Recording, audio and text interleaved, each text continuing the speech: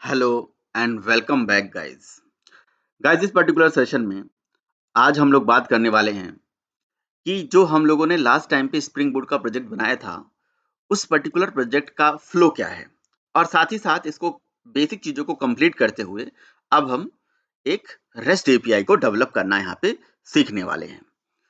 तो देखिए एक्चुअली है क्या कि जब हम लोगों ने स्प्रिंग बोट के अंदर ये प्रोजेक्ट बनाया था तो उसमें ये बाय डिफॉल्ट पैकेज बनाया था, राइट? com.cricket.ipl करके, राइट? तो और इसी के अंदर ही हमारा यहाँ पे इसका मेन मेथड था। ठीक है, तो अगर इस पर्टिकुलर प्रोग्राम को थोड़ा सा यहाँ पे इसे बड़ा करके देखा जाए तो इस प्रोग्राम में ये जो क्लास होती है इसमें एक मेन मेथड होता है बाय डिफॉल्ट, राइट?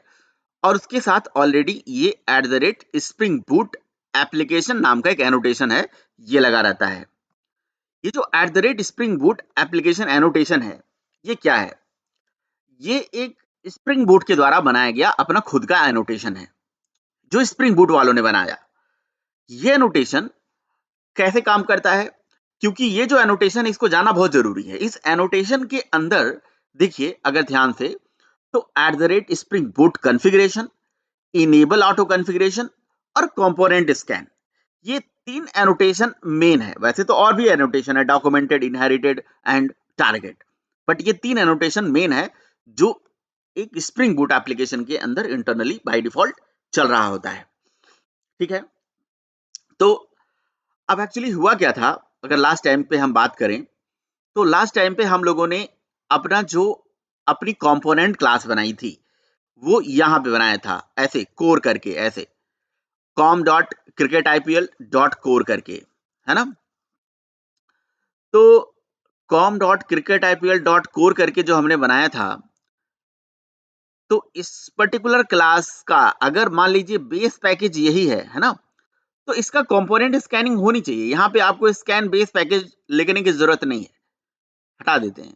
अगर इसी का इसका बेस पैकेज यही है तो इसको लिखने की जरूरत नहीं है। मैं इसको हटा देता हूँ अभी थोड़ी देर के लिए, ठीक है? और इसको फिर मैं रन करता हूँ, ठीक है ना? मैंने लास्ट टाइम पे ये अपना खुद का कंपोनेंट स्कैन लगाया था, बट वो सब हमें लगाने की जरूरत नहीं है ना? क्योंकि मैं अभी देख रहा हूँ कि पैकेज का नाम तो हमारा सेम है, वही है। ठीक है, अब देखिए हम एप्लीकेशन को रन करते हैं और देखते हैं कि भाई हमारा एप्लीकेशन बिल्कुल चल रहा है, कोई दिक्कत वाली बात नहीं है। तो क्वेश्चन है कि कैसे चल रहा है, इसका क्या प्रोसेस है? देखिए प्रोसेस समझिए, प्रोसेस बहुत इंपॉर्टेंट है समझना। प्रोसेस ये होता है कि जब देखिए उसके लिए मैंने एक सेपरेट जब मेन खुद की मेन क्लास बनाई थी ना, वो नहीं चल रहा था। ये वाली तो मेन क्लास चलेगी जो स्प्रिंग बूट वालों ने हमें बना के दिया हुआ है, ये मेन क्लास चलेगी, है ना? अच्छा ऐसा क्यों चलेगी? अभी यहीं पे इस पैकेज का नाम कुछ और होता, राइट क्लिक करके मैं थोड़ा सा रिफैक्टर करके आपको दिखाता भी हूँ। ठीक है, इसको रिफैक्टर करके रीनेम कर देता हूँ और इसका नाम कोर न रख के इसका नाम ओनली कॉम डॉट कोर में रख देता, मान लीजिए ऐसे। ठीक है, तो फिर ये नहीं चलता क्योंकि हमारे इस कंपोनेंट की स्कैनिंग नहीं हो पाती। ठीक है, अगर हम कुछ ऐसा लिख देते कॉम डॉट कोर, तो देखिए रन करते ही एप्लीकेशन यहाँ पे फेल हो गया क्योंकि डेव टूल चला, डेव टूल ने हमारी एप्लीकेशन को ऑटोमेटिकली रीलोड किया। तो लिखा गया कि no such bean definition, no bean name with this, right? आपकी बीन की इंफॉर्मेशन ही नहीं मिल पा रही है उसे। ऐसा क्यों हो रहा है? ऐसा इसलिए हो रहा है, समझिएगा। ये जो हमारा स्प्रिंग बूट एप्लीकेशन करके एनोटेशन लगा होता है, इसमें सबसे पहले क्या चलता है? सबसे पहले आपका ये देखिए स्प्रिंग बूट कॉन्फ़िगरेशन चलता है, इनेबल ऑटो कॉन्फ़िगरेशन चलता है और कंपोनेंट स्कैनिंग चलता है। ये जो कंपोनेंट स्कैनिंग चल रहा होता है ना, इस कंपोनेंट स्कैनिंग का काम होता है हमारे प्रोजेक्ट में आने वाले जितने भी कंपोनेंट क्लासेस होते हैं उसको ऑटोमेटिकली स्कैन करना। लेकिन स्प्रिंग बूट जब कंपोनेंट स्कैनिंग करता है तो अपने रूट पैकेज को देखता है जहां पे ये मेन क्लास है। ये जो पर्टिकुलर मेन क्लास आपको दिख रहा है ना, ये जो मेन क्लास है इसके पैकेज का नाम क्या है बताइए? इसके पैकेज का नाम है com.cricketipl, ये है cricket.ipl है। तो वो यही खोजता है कि क्या उसके बेस पैकेज का नाम यही है com.cricket.ipl है। देखिए अगर com.cricket.ipl के अंदर या इससे डराइव्ड मतलब इसके आगे कोई भी पैकेज का नाम होगा इसके आगे पैकेज का नाम तो है, देखिए com.cricket.ipl.shopping है, com.cricket.ipl.user है ना। तो बेस पैकेज यही रहना चाहिए। इसके बाद आप अपना कोई भी पैकेज रखो तो उस कंपोनेंट की ऑटोमेटिकली स्कैनिंग करता है। यही एक ब्यूटी है स्प्रिंग बूट की, अगर आप नहीं समझ पा रहे हैं तो। देखिए स्प्रिंग बूट में ये चीज नया है जो स्प्रिंग से अलग है, क्योंकि स्प्रिंग में आप अपनी कंपोनेंट क्लास की ना बेस पैकेज का नाम बताते हो तब उसकी स्कैनिंग होती है, और कंपोनेंट स्कैनिंग आप बताना पड़ता है। लेकिन स्प्रिंग बूट ने क्या कर दिया, ये कंपोनेंट स्कैनिंग आसान कर दिया। अब कहता है कि आपको करने की जरूरत नहीं। अभी देखिए जैसे ही मैं यहाँ पे ऐसे क्लिक करके कंट्रोल Z करता हूं, तो जो मेरा वो पैकेज था ना कोर, वो कोर बन गया अभी। और इसके बाद बनते ही अभी यहाँ पे एक्चुअली एरर, क्योंकि ये बाय डिफॉल्ट 8080 पोर्ट पे ट्राई कर रहा था ना, क्योंकि ये कॉन्फ़िगरेशनल चेंजेस ये उठा नहीं पा रहा है। ओके, तो यहाँ से इसको रन कर देते हैं। देखिए स्प्रिंग बूट की जब एप्लीकेशन बनती है ना, तो ये इसके अंदर सर्वर भी इनबिल्ट होता है, टॉमकैट सर्वर, ठीक है। और वो सर्वर बाय डिफॉल्ट 8080 पोर्ट पे चलता है। और इन्होंने हमसे बोला है कि भैया आप एक काम करो, आप अगर अपना खुद का सर्वर देना चाहते हो तो अपने रिसोर्सेज के अंदर जाइए, यहाँ पे एप्लीकेशन डॉट प्रॉपर्टीज होती है। तो एप्लीकेशन डॉट प्रॉपर्टीज के अंदर आप अपना सर्वर का कॉन्फ़िगरेशन पोर्ट नंबर चेंज कर दिएगा। देखो देखिए मैंने यहाँ पे सर्वर डॉट पोर्ट करके 8090 लिख दिया है। तो ठीक है, बस इतना ही करने से हमारा जो पोर्ट नंबर है वो चेंज हो जाता है और एप्लीकेशन परफेक्टली काम करती है। तो स्प्रिंग बूट के अंदर देखिए कॉन्फ़िगरेशन होता है, लेकिन लेस कॉन्फ़िगरेशन होता है, और वो भी कॉन्फ़िगरेशन कहाँ होता है, इसी एप्लीकेशन डॉट प्रॉपर्टीज के अंदर। एप्लीकेशन डॉट प्रॉपर्टीज में ही हम एप्लीकेशन का सारा कॉन्फ़िगरेशन कर रहे होते हैं, ठीक है ना। जैसे कौन कौन से कॉन्फ़िगरेशन होते हैं, अभी जैसे सर्वर का पोर्ट आपने चला दिया, कल को डेटाबेस की कॉन्फ़िगरेशन कर सकते हैं। किसी अगर आपको सपोज करो कि ऑटोमेटिकली टेबल वगैरह क्रिएट करना है, हाइबरनेट प्रॉपर्टीज यूज करनी है तो उसका कॉन्फ़िगरेशन कर सकते हैं। अगर आप कोई माइक्रो सर्विसेज रन कर रहे हो तो एप्लीकेशन को सर्वर बनाना है या क्लाइंट बनाना है, उसकी कॉन्फ़िगरेशन कर सकते हो। व्हाटएवर, बहुत सारी अलग अलग तरह की कॉन्फ़िगरेशन होती है, ठीक है। तो ये इतना बहुत इंपॉर्टेंट है जानना, ठीक है। तो कल हम लोगों ने जो कंपोनेंट क्लास बनाई थी, इस बात का याद रहे कि आप अपनी उस क्लास का जिसका ऑब्जेक्ट आप चाहते हो अपने आप बने, तो भाई उसको कंपोनेंट बनाना पड़ेगा। क्योंकि कंपोनेंट क्लास वो क्लास होती है जिस क्लास का ऑब्जेक्ट जो है स्प्रिंग का कंटेनर ऑटोमेटिकली क्रिएट करेगा, राइट। लेकिन यहाँ पे एक बहुत इंपॉर्टेंट बात है, स्प्रिंग का कंटेनर को कैसे पता चलेगा कि कंपोनेंट क्लास यहाँ पे पड़ी हुई है और यहाँ से मुझे उठाना है और इसका ऑब्जेक्ट बना देना है। भाई ऐसा करने के लिए स्प्रिंग जो है कंपोनेंट को स्कैन करता है, खोजता है।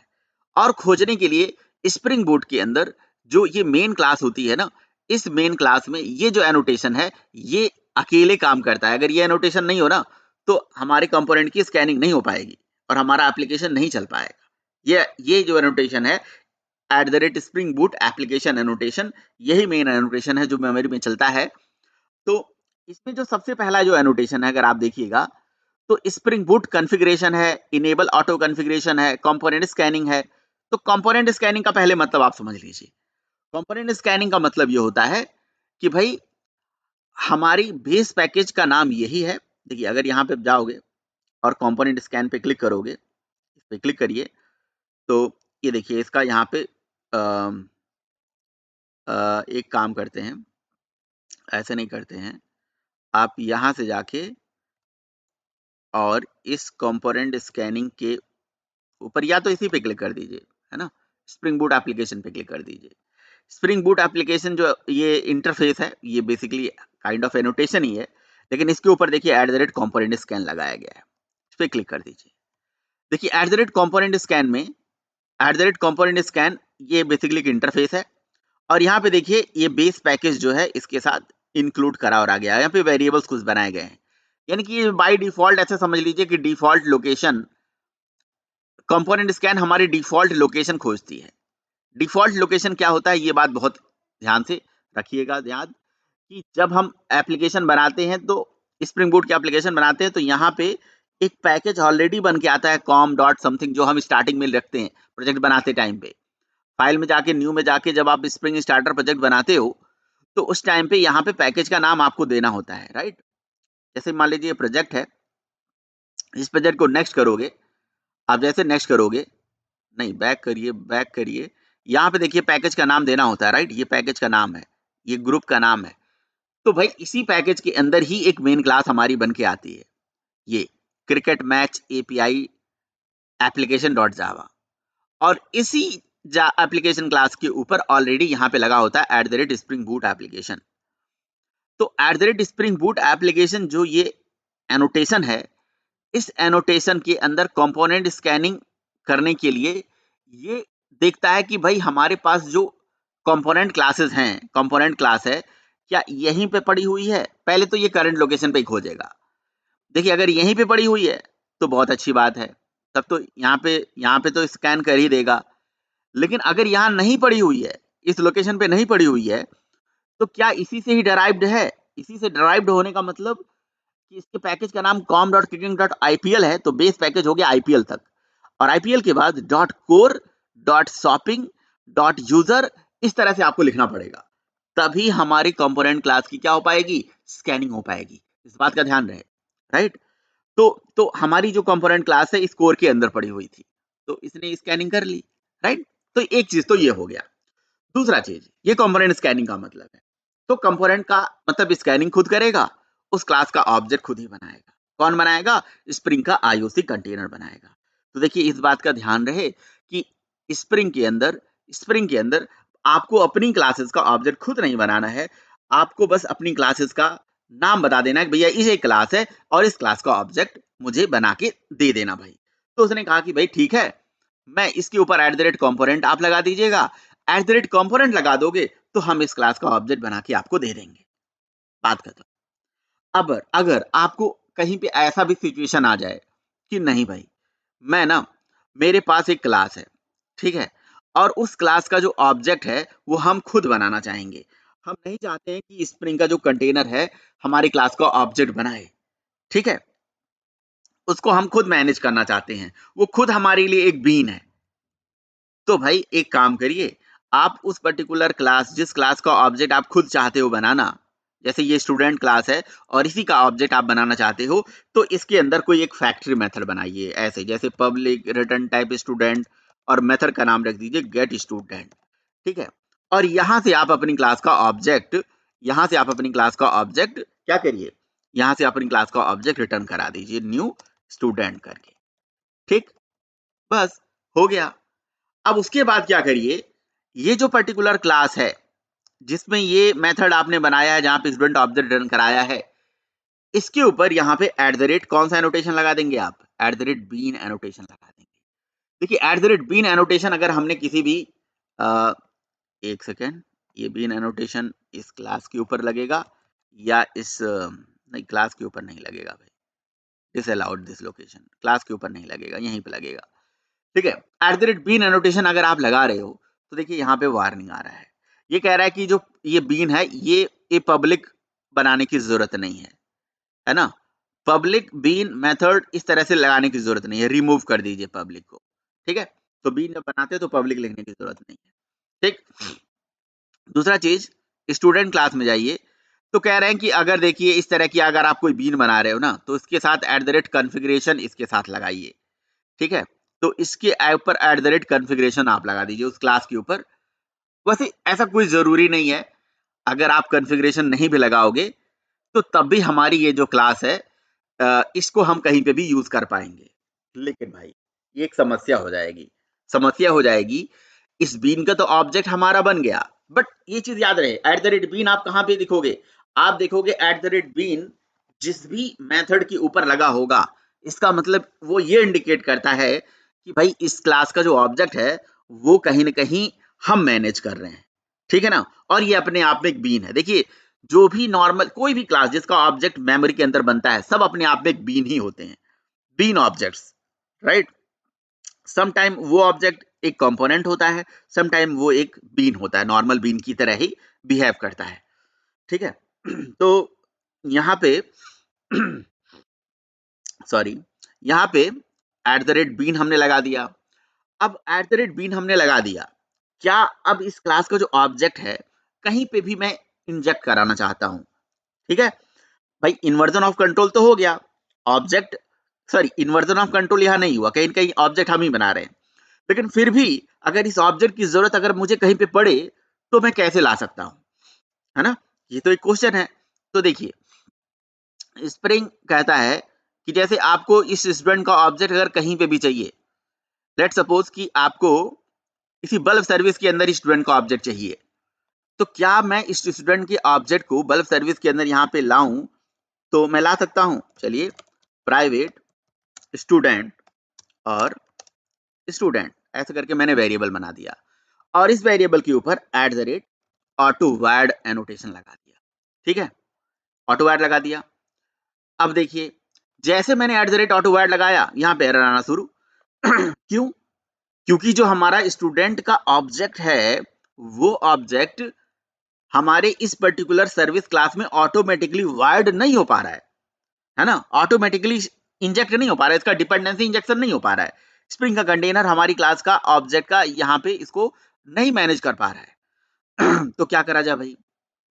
क्यों नहीं मैनेज कर पा रहा है? क्योंकि ये वार्निंग में बता भी रहा है, देखिए। सॉरी। देखिए, वार्निंग में बता भी रहा है, पब्लिक क्लास स्टूडेंट, और ये जो स्टूडेंट क्लास है इसमें कह रहा है कि मिसिंग कॉन्फ़िगरेशन। तो जब आप इसके ऊपर @कॉन्फ़िगरेशन लगा देते हो ना, अपनी क्लास के ऊपर @कॉन्फ़िगरेशन एनोटेशन लगा देते हो ना, तो ये एनोटेशन भी कहीं न कहीं इंटरनली कंपोनेंट को यूज करती है। तो @कॉन्फ़िगरेशन एनोटेशन उस क्लास पे हम लगाते हैं जिस क्लास जो एक कॉन्फ़िगरेशनल क्लास होती है। ज्यादातर जब हम कोई कॉन्फ़िगरेशनल क्लास बनाते हैं, जैसे जैसे प्रोजेक्ट में कोई सिक्योरिटी कॉन्फ़िगरेशन, कोई किसी लाइब्रेरी का कॉन्फ़िगरेशन, जैसे स्वैगर एपीआई बना रहे उसका कॉन्फ़िगरेशन, या किसी भी तरह की कॉन्फ़िगरेशन हो सकती है, मैं आपको बता रहा हूँ, वो सारा आप उस क्लास के आगे आप कॉन्फ़िगरेशन लगाते हो। तो ये जो कॉन्फ़िगरेशन है कोई नया टैग नहीं है, ये कंपोनेंट को अपने अंदर रखता है। देखिए, ये चीज बहुत ज्यादा जरूरी है। अगर आपने देखा हो स्प्रिंग बूट, स्प्रिंग बूट जो होता है ना, इसके अंदर स्प्रिंग बूट कॉन्फ़िगरेशन भी यूज होता है। समझ रहे हो ना? स्प्रिंग बूट कॉन्फ़िगरेशन, ये देखिए, और spring boot configuration internally configuration को यूज करता है। इसका मतलब ये कॉन्फ़िगरेशन क्लास को भी कंपोनेंट स्कैनिंग कर लेगा, और कॉन्फ़िगरेशन क्लास की भी कंपोनेंट स्कैनिंग करते हुए इसका भी ऑब्जेक्ट बना देगा कहीं न कहीं।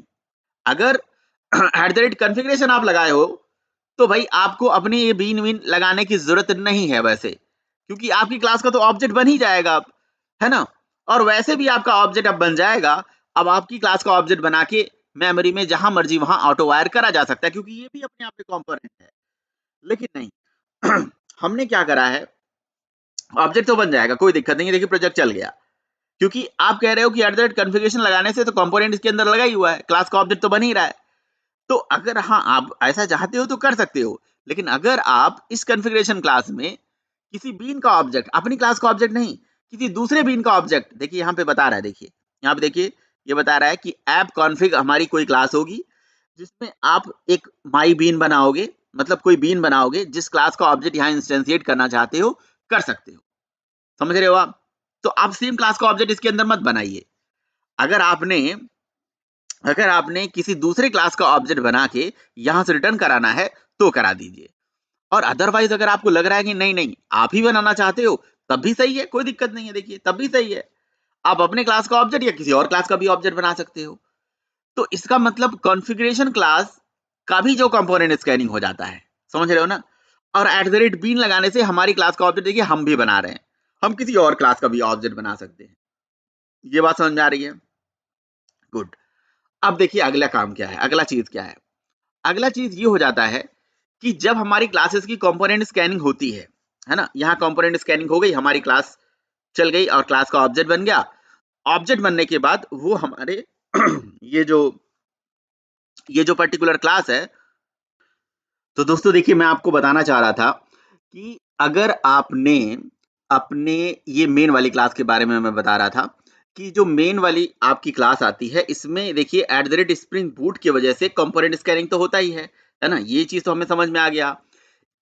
और स्प्रिंग बूट कॉन्फ़िगरेशन का क्या मतलब होता है कि भाई हमारे प्रोग्राम में क्या कोई कॉन्फ़िगरेशन क्लास है, जैसे मैंने अभी स्टूडेंट के ऊपर कॉन्फ़िगरेशन लगाया, तो उस कॉन्फ़िगरेशन क्लास को खोज लिया जाता है ना? साथ ही साथ ये इनेबल ऑटो कॉन्फ़िगरेशन बहुत इंपॉर्टेंट चीज है कि इनेबल ऑटो कॉन्फ़िगरेशन क्या करता है। इनेबल ऑटो कॉन्फ़िगरेशन इंटरनली हमारी मेमोरी के अंदर जाता है और चेक करता है, देखिए @enable auto configuration ये है ना, इस पे क्लिक कर दीजिए और ये इंटरनली @auto configuration पैकेज को यूज करता है। तो ये क्या करता है, हमारे प्रोग्राम के अंदर जाता है, हमारे pom.xml में चेक करता है। pom.xml में चेक करता है कि भाई कितनी सारी डिपेंडेंसीज यहाँ पे रखी गई हैं। तो इन सारी डिपेंडेंसीज को ये ऑटोमेटिकली स्कैन करता है, राइट। और इन सारी डिपेंडेंसीज के करस्पॉन्डिंग जो भी जार होती हैं वो हमारी क्लास पाथ में आ जाती हैं। तो हमारी क्लास पाथ से उन क्लासेस को ऑटोमेटिकली स्कैन करके उनके लिए जो भी सर्विसेज चाहिए होती हैं वो मेमोरी में आपको देने लगता है, राइट। आपको ऑटोमेटिकली सर्विसेज देने लगता है। This is the beauty of spring boot, right. ये सबसे इंपॉर्टेंट चीज है स्प्रिंग बूट का, जो कहते हैं कि स्प्रिंग बूट में ऑटो कॉन्फ़िगरेशन, ये बार बार आपने वर्ड सुना होगा। तो इनेबल ऑटो कॉन्फ़िगरेशन का काम यही होता है। जैसे कि एक एग्जाम्पल बताता हूं आपको। जैसे देखिए, जैसे देखिए, अगर अगर ये दो डिपेंडेंसी आपको दिख रही है, इस स्प्रिंग बूट स्टार्टर जेपीए, और ये देखिए माइस्क्यूएल की डिपेंडेंसी दिख रही है। अगर मैं ये दो डिपेंडेंसी को यहां से अनकमेंट कर देता हूं, आप कोई एक ही डिपेंडेंसी को अनकमेंट कर दीजिए, केवल माइस्क्यूएल की कर दीजिए, राइट। अगर आप केवल माइस्क्यूएल की डिपेंडेंसी यहां पे अनकमेंट कर देंगे, राइट, तो ये स्प्रिंग बूट को समझ में आ जाएगा कि भैया ना, अब ये बंदा क्या चाहता है, इस बंदे की क्या रिक्वायरमेंट है। ये कहीं ना कहीं माइस्क्यूएल से कनेक्टिविटी चाहता है, ठीक है। ये माइस्क्यूएल डेटाबेस से डेटाबेस कनेक्शन बनाना चाहता है। अब उस डेटाबेस कनेक्शन के लिए उसकी मर्जी है, वो जेडीबीसी टेम्पलेट यूज करे या हाइबरनेट यूज करे या जेपीए यूज करे, उसमें से कुछ भी यूज कर सकता है, राइट। तो जेडीबीसी जो टेम्पलेट होता है ना, वो जेडीबीसी के ऊपर रैपर होता है। वो नॉर्मल जेडीबीसी का सारा फीचर आपको दे देता है। और जो हमारा क्या कहते हैं इसे, हाइबरनेट होता है, हाइबरनेट, राइट, या जेपीए, ये ओआरएम को यूज करता है, ओआरएम को सपोर्ट करता है। तो ये ओआरएम और जेडीबीसी में क्या डिफरेंस होता है, ये आगे आगे कभी बात करेंगे, राइट। तो जैसे ही आप इसको सेव करोगे, है ना, जैसे इसको सेव करोगे, सेव करते ही एप्लीकेशन में यहाँ पे अभी देखिएगा एरर आने लगेगा, क्योंकि एप्लीकेशन रीलोड होगा और रीलोड होते एरर ही आना शुरू हो जाएगा। अभी आप देखिएगा, है ना, यहाँ पे देखिए, अभी एप्लीकेशन के अंदर ये देखिए, फिलहाल ये जो एरर आ रहा है, ये 8080 पोर्ट का आ रहा है।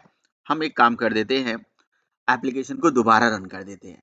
देखिए, जैसे एप्लीकेशन को दोबारा रन करेंगे ना, तो एप्लीकेशन को दोबारा यहाँ से run as Spring Boot application यहाँ से कर देते हैं, ठीक है। तो क्या होगा भाई, अब ये होगा कि ये हमारे प्रोजेक्ट के pom.xml में जाएगा और वहां से कंपोनेंट स्कैन करते हुए हमारे क्लास पाथ में खोजेगा कि भाई क्लास पाथ के अंदर, ये बार बार देखिए ये मैसेज आ रहा है, पोर्ट ऑलरेडी इन यूज, बल्कि हमने इस पोर्ट पे इसको चलाया ही नहीं है। तो सम टाइम ऐसा हो जाता है, इसके लिए हमें क्या करना होता है, देखिए, अगर ऐसा प्रॉब्लम आपको अभी भी आ रहा है, आपने सर्वर भी बंद कर दिया है, तो आप मैवन में जाके इसको पहले अपडेट कर दीजिए प्रोजेक्ट को, ठीक है ना, क्योंकि आपने जो फॉर्म में चेंजेस किए हैं वो चेंजेस वो पिक नहीं कर पा रहे हैं, ठीक है। अपडेट कर देना चाहिए प्रोजेक्ट को और उसके बाद प्रोजेक्ट को रन करिए। और प्रोजेक्ट को रन करने से पहले मैं तो ये कहूंगा, ये टारगेट फोल्डर को आप मैन्युअली भी डिलीट कर सकते हो या मैवन क्लीन कर दीजिए, आपकी इच्छा है। मैंने मैवन क्लीन न करके मैन्युअली डिलीट कर दिया। और डिलीट करने के बाद आपको मैवन इंस्टॉल फिर से करा देते हैं। तो मैवन इंस्टॉल करने से ही क्या हो जाता है, हमारे सारे प्रोजेक्ट कंपाइल वम्पाइल होके और टारगेट फोल्डर में उसकी सारी एंट्री पहुंच जाती है, ठीक है ना। तो ये चीज होती है। तो तो एक्चुअली ये क्या करेगा, माई एसक्यूएल के अंदर जाके वो माई एसक्यूएल की चीजों को खोजने लगेगा, माई एसक्यूएल प्रॉपर्टी खोजने लगेगा, समझ रहे हो। और माई एसक्यूएल के लिए एक डेटा सोर्स नाम की क्लास होती है, यानी कि जो इनेबल ऑटो कॉन्फ़िगरेशन है वो कई सारी क्लास को ऑटोमेटिकली कॉन्फ़िगर करने लगता है डिपेंडिंग ऑन द pom.xml, समझ रहे हो। pom.xml में जाके ये सारी चीजों को चेक करता है वो, कि भाई कौन कौन सी क्लासेस हैं जिनको हमें क्लास पाथ में जाके खोजना है, कौन कौन सी ऐसी क्लासेस हैं जिनको हमें यहाँ से जाके पिक करना है। देखिए, अगर आप ये चीज देखना भी चाहते हो ना कि कौन कौन सी क्लासेस हैं, कैसे कैसे वो खोजता है, तो आप एक काम करिए, अपनी एप्लीकेशन डॉट प्रॉपर्टीज के अंदर ये बात आपको समझ में आना चाहिए कि एप्लीकेशन डॉट प्रॉपर्टी क्या है। एप्लीकेशन डॉट प्रॉपर्टी के अंदर यहाँ पे जो डिबग है, इस डिबग को ट्रू कर दीजिए। तो डिबग को जब आप ट्रू कर दोगे तो एप्लीकेशन में जो भी डिबग लेवल पे ये काम करना शुरू कर देगा और जो भी मेमोरी में काम करेगा ना, वो सारे लॉग वॉग आपको कंसोल पे दिखेगा, ठीक है। अब एप्लीकेशन को रन करते हैं। देखिए, अब एप्लीकेशन को आप रन करोगे तो अब आप देखिए जरा क्या हुआ।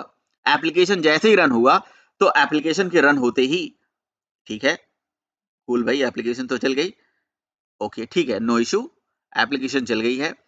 और एप्लीकेशन चलने के बाद यहाँ पे मेमोरी में, ये देखिए मेमोरी के अंदर क्या हुआ कहानी। मेमोरी के अंदर कहानी क्या हुई, ये आप डिबग इन्फॉर्मेशन देख सकते हो। ये पूरा डिबग इन्फॉर्मेशन यहाँ पे मेमोरी के अंदर जनरेट होता है। थोड़ा सा ऊपर जाइए, ठीक है। तो देखिए ये ऑटो कॉन्फ़िगरेशन का ही कमाल है। तो ऑटो कॉन्फ़िगरेशन की वजह से यहाँ पे पॉजिटिव मैचेस करके एक यहाँ पे ऑप्शन दिख रहा होगा आपको। पॉजिटिव मैचेस का मतलब क्या होता है? पॉजिटिव मैचेस का मतलब ये होता है कि हमारे क्लास पाथ के अंदर इन क्लासेस की या इन क्लासेस का पॉजिटिव मैचिंग हुई है। मतलब ये क्लासेस मेमोरी में मिले हैं, राइट? और यहाँ पे नीचे आपको मिलेगा कौन-कौन सी क्लासेस मिले हैं? कंडीशनल और मिसिंग बीन, है ना? कंडीशनल और missing bean, conditional on property, right? यहाँ पे देखिए conditional on class, conditional on bean, इस तरह से देखिए और बहुत सारी क्लासेस, ठीक है। इस तरह से बहुत सारी क्लासेस आप देख सकते हो मेमोरी के अंदर ऑटोमेटिकली चलते हैं, ठीक है। अब देखिए कुछ ना कुछ इनका पर्पज होता होगा, इतना ये सब हमें जानने की जरूरत नहीं है, हमारे चैप्टर में ये चीज नहीं है, हमें इस सब जानने की जरूरत नहीं है। देखिए यहाँ पे आपका web socket servlet auto configuration भी चल रहा है, ठीक है। यहाँ पे कहीं ना कहीं एक डेटा सोर्स करके क्लास होती है, तो डेटा सोर्स इसको जरा खोजते हैं। ये देखिए data source auto configuration application. तो data source application auto configuration application जो है ये डिड नॉट मैच की कैटेगरी में है भाई, ये मैच नहीं हुआ, ये पॉजिटिव मैच के अंदर नहीं है, ये निगेटिव मैच के अंदर है। ऊपर आप देखोगे तो ये निगेटिव मैच के अंदर है। तो ये जो कॉन्फ़िगरेशन होता है ना, ये कॉन्फ़िगरेशन कब ऑटोमेटिकली इनेबल हो जाता है? बहुत सारी, केवल यही नहीं, अगर जैसे मान लीजिए आपने स्प्रिंग सिक्योरिटी का फीचर इसके अंदर डाल दिया तो वो भी ऑटोमेटिकली इनेबल हो जाएगा। तो और वो पॉजिटिव मैच की कैटेगरी में पहुंच जाएगा। वो कब पहुंचेगा? जब आप उसके अगेंस्ट डिपेंडेंसी ऐड करोगे। तो हमने अपने pom.xml में MySQL की तो डिपेंडेंसी ऐड करी हुई है ना? MySQL की डिपेंडेंसी ऐड करी हुई है, बट MySQL के करस्पॉन्डिंग MySQL के साथ साथ हम यहाँ पे एक काम कर लेते हैं, एक JPA की भी डिपेंडेंसी ऐड कर देते हैं, राइट? ये JPA की या JDBC टेम्पलेट की, आप जो आपको अच्छा लगे, है ना? पहले JPA न पढ़ के JDBC टेम्पलेट आप देख लीजिए कि कैसे वर्क करता है, राइट? यहाँ से कॉपी किया और इसे पेस्ट कर दिया। पेस्ट करने के बाद यहाँ स्टार्टर वेब लिखा है, यहाँ पे स्टार्टर JDBC लिख दीजिए। तो JDBC लिखने से आपको JDBC टेम्पलेट का जो फीचर है वो आप अपने प्रोजेक्ट में यूज कर पाओगे, ठीक है ना? तो JDBC तो होपफुली आप जानते होंगे, JDBC जावा डेटाबेस कनेक्टिविटी होती है, यानी कि जावा का डेटाबेस से अगर कनेक्टिविटी आपको करना है तो ये पर्टिकुलर लाइब्रेरी काम में आता है JDBC का। तो आपको ये JDBC की लाइब्रेरी JDBC टेम्पलेट का फीचर आपको देता है। तो ऐसा करने से एक्चुअली होता क्या है, देखिए मैं आपको बताऊं, अगर आपने JDBC टेम्पलेट अपने प्रोजेक्ट के अंदर डाल दिया है तो आपको मैनुअली कनेक्शन बनाने की जरूरत नहीं है ना? अगर मैनुअली कनेक्शन बनाओगे, ड्राइवर को लोड करोगे, कनेक्शन एस्टेब्लिश करोगे, फिर उसको मैनेज करोगे, तो भाई आप स्प्रिंग बूट क्यों पढ़ रहे हो? तो आप स्प्रिंग बूट मत पढ़िए। स्प्रिंग बूट का काम ही तो यही है कि आपको बहुत सारे चीजें ऑटोमेटिकली कॉन्फ़िगर करके दे दे। अदरवाइज हमें अभी कॉन्फ़िगरेशन क्लास बनानी पड़ेगी, वहां कनेक्शन एस्टेब्लिश करना पड़ेगा, राइट? वो लंबा कहानी हो जाएगा, ठीक है। कभी मैं आपको करके दिखाऊंगा, अगर हमें खुद यूज करना है, हमें JDBC टेम्पलेट यूज नहीं करना है तो तो यहाँ पे अभी क्या करते हैं, ऐसे रहने देते हैं और उसके बाद एप्लीकेशन को दोबारा रन करते हैं। यहाँ पे मैंने सर्वर बंद कर दिया है और एप्लीकेशन को दोबारा रन करते हैं। देखिए जैसे एप्लीकेशन को दोबारा रन करेंगे, रन एज स्प्रिंग बूट, ठीक है। तो यहाँ पे दो तीन चीजें जाना जरूरी है, नॉर्मल JDBC टेम्पलेट और डेव टूल, ये सॉरी JPA, इन तीनों में क्या अंतर है? ये तीनों में क्या अंतर है वो जब डेटाबेस रिलेटेड कोई भी एक्टिविटी करेंगे तो हम देखेंगे। अब उसी की तरफ हम धीरे धीरे जा रहे हैं। तो देखिए अगर आप यहाँ पे देखिए तो एप्लीकेशन में यहाँ पे क्या आने लगा, प्रॉब्लम आने लगा। क्या प्रॉब्लम आने लगा? उसने कह दिया कि भैया fail to configure the data source URL, है ना, एट्रीब्यूट इज नॉट। ये किस चीज का कमाल है? ये चीज है ऑटो कॉन्फ़िगरेशन का कमाल है, ऑटो कॉन्फ़िगरेशन का कमाल है। स्प्रिंग बूट में हुआ क्या कि ऑटोमेटिकली एप्लीकेशन चली और जो मैं आपको बता रहा था ना इनेबल डेटा सोर्स करके, वो जो एक क्लास दिखती है वो क्लास मेमोरी में अपने आप इनेबल हो गया और उस क्लास ने डेटा सोर्स की डिटेल को खोजना शुरू कर दिया। डेटा सोर्स की डिटेल को खोजना शुरू कर दिया कहने का मतलब ये है, समझ रहे हो? अब डेटा सोर्स की डिटेल मतलब डिपेंडेंसी मात्र ऐड करने से डेटाबेस की डिटेल खोजना शुरू कर दिया, समझ रहे हो? मतलब ऐसा कोई अभी तक आपने स्प्रिंग बूट से पहले ऐसी कोई प्रोग्रामिंग में कभी कुछ देखा था कहीं इस तरह का बिहेवियर? भाई ये स्प्रिंग बूट में ही होता है, स्प्रिंग बूट में ही ऑटो कॉन्फ़िगरेशन होता है। This is called auto configuration. मतलब कि आपने कोई लाइब्रेरी अपने पॉम के अंदर डाला नहीं कि वो लाइब्रेरी क्लास पाथ में आ गई। अब क्लास पाथ में वो लाइब्रेरी के आते ही हमारी जो स्प्रिंग बूट एप्लीकेशन है इस एनोटेशन के अंदर से इनेबल ऑटो कॉन्फ़िगरेशन एनोटेशन चला। इनेबल ऑटो कॉन्फ़िगरेशन एनोटेशन ने इंटरनली मेमोरी से ऑटो कॉन्फ़िगरेशन को कॉल किया, राइट? ऑटो कॉन्फ़िगरेशन पैकेज को कॉल किया और यहाँ पे ऑटो कॉन्फ़िगरेशन पैकेज के अंदर से देखिए, ऑटो कॉन्फ़िगरेशन पैकेज के अंदर से इंटरनली इंटरनली कहीं न कहीं अपने आप मेमोरी में वो पॉजिटिव मैचेस और नेगेटिव मैचेस आपको मैं दिखा रहा था ना, वो उन क्लासेस को जो क्लास पाथ में अवेलेबल हैं, उनको पॉजिटिव कैटेगरी में रख दिया और उन क्लासेस को जो क्लास पाथ में अवेलेबल नहीं है, उसको नेगेटिव कैटेगरी में रख दिया। समझ रहे हो? तो मतलब हमारी माई एसक्यूएल की जो लाइब्रेरी होगी, अब वो पॉजिटिव की कैटेगरी में पहुंच गई, पॉजिटिव मैचेस की कैटेगरी में पहुंच गई है और वो ऑटोमेटिकली उसके लिए डेटा सोर्स कॉल होना शुरू हो गया, राइट? तो डेटा सोर्स हमारा वहां से कॉल होना शुरू हो गया। तो यहां से data source enable auto configuration है ना, ठीक है। इनेबल ऑटो कॉन्फ़िगरेशन में ऑटो कॉन्फ़िगरेशन इंपोर्ट सेलेक्टर है, ऑटो कॉन्फ़िगरेशन पैकेज है, इनहेरिटेड है, ठीक है ना। तो यहां से इस ऑटो कॉन्फ़िगरेशन इंपोर्ट सेलेक्टर पे जाते हैं। देखिए, ये ऑटो कॉन्फ़िगरेशन इंपोर्ट सेलेक्टर के अंदर से ये देखिए, ये सारी बीन्स बनाए गए हैं, ये सारी बीन, इन सारे बीन में ही ये ऑटोमेटिकली खोजा जा रहा है। तो यहीं पे आपको कहीं ना कहीं मिलेगा डेटा सोर्स की भी डिटेल, जो मैं आपको दिखा रहा था। देखिए, इतना ज्यादा आप मत पढ़ो, क्या जरूरत है आपको वो सब जानना, है ना। बट ठीक है, सम हाउ ये समझ लीजिए कि सम हाउ आपका, क्योंकि देखिए, अगर यही करना है तो आप स्प्रिंग बूट क्यों पढ़ रहे हो? क्योंकि ये सारी चीजें इनेबल होगी, ऑटोमेटिकली होगी, बस इतना ही याद रखिए, ठीक है। कि क्लास पाथ में अगर हमारी कोई क्लास अवेलेबल होगी, समझ रहे हो ना, क्लास पाथ में अगर कोई क्लास अवेलेबल होगा तो उस क्लास की जो सर्विसेज होंगी वो मेमोरी में ऑटोमेटिक, जैसे आप सपोज करो कि आप सिक्योरिटी पढ़ोगे, स्प्रिंग सिक्योरिटी, आपने स्प्रिंग सिक्योरिटी का डिपेंडेंसी डाल दिया, जैसे डिपेंडेंसी डाल दिया तो वो उसकी जो जार फाइल है, वो उसकी सारी क्लासेस मेमोरी के क्लास पाथ में आ गए। तो इनेबल ऑटो कॉन्फ़िगरेशन के माध्यम से वो ऑटोमेटिकली उन सारी चीजों की वो क्या कर लेगा, वो उन सारी चीजों को अपने आप कॉन्फ़िगर करना शुरू कर देगा, अपने आप उसकी जो लाइब्रेरीज है, डिपेंडेंसी हैं और सारी चीजें हैं, जो रिक्वायर्ड चीजें हैं, वो सब खोजना शुरू कर देगा। समझ रहे हो? तो यहाँ पे डेटाबेस की प्रॉपर्टीज आपकी खोजी जा रही है। अब एप्लीकेशन में इसीलिए ये चीज नहीं चल रहा है। देखिए, ये चीज क्या कह रहा है, कह रहा है कि आप अपने प्रोग्राम में if you want to embedded server, embedded database, या तो H2 हो गया या HQL हो गया या डरबी हो गया, या तो इसे यूज कर लीजिए, या भाई आप एक काम करिए, आप कोई भी ट्रेडिशनल डेटाबेस यूज कर रहे हो, उसकी प्रॉपर्टी हमें बताइए, उसकी प्रॉपर्टी हमें बताइए, वो कहाँ पे पड़ा हुआ है, वो हमें हमें समझाइए, है ना। ये कैसे हुआ? जब हम फॉर्म के अंदर एंट्री हमने किया तब। तो हमने कहा कि भाई नहीं ना, अभी अभी मुझे उसकी जरूरत नहीं है, अभी उसको एक्सक्लूड करके चलो। इनेबल ऑटो कॉन्फ़िगरेशन से हमें कहना है कि भैया उसे अभी एक्सक्लूड करके चलो। तो हमें यहाँ पे क्या करना पड़ेगा, एक टैग होता है एक्सक्लूजन टैग, मतलब एट्रीब्यूट होता है, एक्सक्लूड एक्सक्लूड करके एट्रीब्यूट होता है, राइट। एक्सक्लूड में आपको क्या करना पड़ता है, उस क्लास का नाम देना पड़ता है ना। जैसे आपको data source data source auto, क्या नाम था भाई, डेटा सोर्स ऑटो कॉन्फ़िगरेशन, है ना। और data source auto configuration dot class कर दोगे तो अब आपने इस टैग को बोल दिया कि भैया डेटा सोर्स ऑटो कॉन्फ़िगरेशन वाली जो क्लास थी ना, उसको एक्सक्लूड करके चलो, है ना। मेमोरी में अभी उसको इंक्लूड नहीं करना है, उसको क्लास पाथ में जाके तुम्हें खोजने वोजने की जरूरत नहीं है, क्योंकि मैं उसको अभी यूज नहीं करना चाह रहा हूँ, राइट। तो एक ऑप्शन तो ये है कि अगर आप उसको अभी नहीं चाहते हो कि उसकी मैपिंग करो, है ना, तो आप क्या करो, उसको एक्सक्लूड करा दो यहाँ, ठीक है ना। एक्सक्लूड करा दिया, देखिए एप्लीकेशन चल गई। ऐसे कोई भी क्लास, केवल एक नहीं, जैसे कोई भी इनेबल ऑटो कॉन्फ़िगरेशन को आप एक्सक्लूड ऐसे करा सकते हो, ऑटोमेटिकली जो चलता है।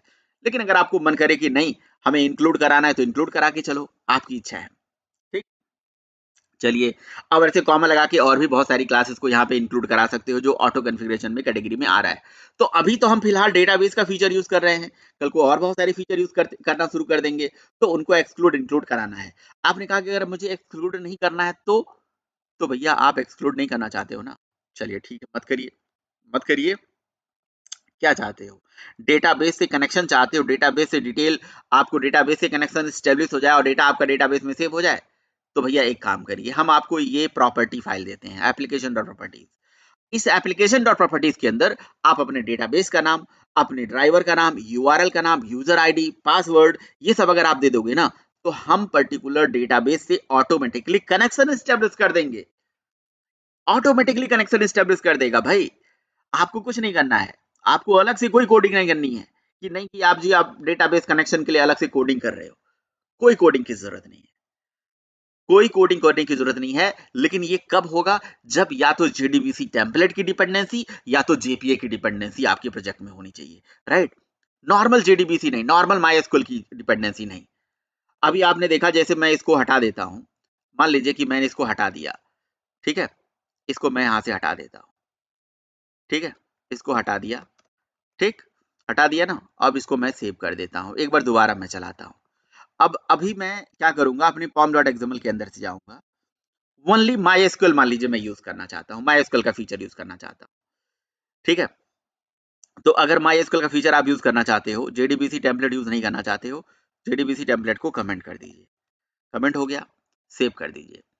अब अब हुआ क्या कि केवल माईएसक्यूएल हमारे पास है, तो केवल माईएसक्यूएल अगर है तो आप चाहो तो इस फीचर को भी यूज कर सकते हो अपने प्रोजेक्ट में। अगर केवल माईएसक्यूएल आपको यूज करना है तो आपकी मर्जी भाई, आप जो है अपना माईएसक्यूएल का ही केवल फीचर अपने प्रोजेक्ट के अंदर यूज कर सकते हैं। लेकिन उस केस में भाई आपको क्या करना पड़ेगा, अपने डेटाबेस का जो कॉन्फ़िगरेशन है वो तो आपको करके देना पड़ेगा, राइट। आपको अपने डेटाबेस की कॉन्फ़िगरेशंस यहाँ पे लिखनी पड़ेगी। देखिए फिर से वही प्रॉब्लम आ गई कि ये ऑलरेडी 8080 पोर्ट पे फिर से वही दिक्कत कर रहा है, तो कहीं न कहीं फिर से हमें मैवन प्रोजेक्ट को अपडेट करना पड़ेगा। तो प्रोजेक्ट के अंदर जाते हैं और यहाँ से जाके क्या कर दें, सॉरी यहाँ पे नहीं, मैवन के अंदर जाके अपडेट प्रोजेक्ट के अंदर जाके यहाँ फोर्स करके फोर्स अपडेट कर देते हैं इसको, ठीक है, दैट्स इट। और अब मैं इस बार मैं डिलीट नहीं करूंगा अपने टारगेट फोल्डर को, बस मैंने अपडेट कर दिया है प्रोजेक्ट, तो होपफुली इसको उठा लेना चाहिए, नया पोर्ट जो हमारी प्रॉपर्टीज के अंदर लिखा गया है, क्योंकि हमारी प्रॉपर्टी क्लास को वो नहीं उठा पा रहा था। अब देखिए उठा लिया उसने, अपडेट कर दिया प्रोजेक्ट को, हमारी प्रॉपर्टी क्लास को उठा लिया।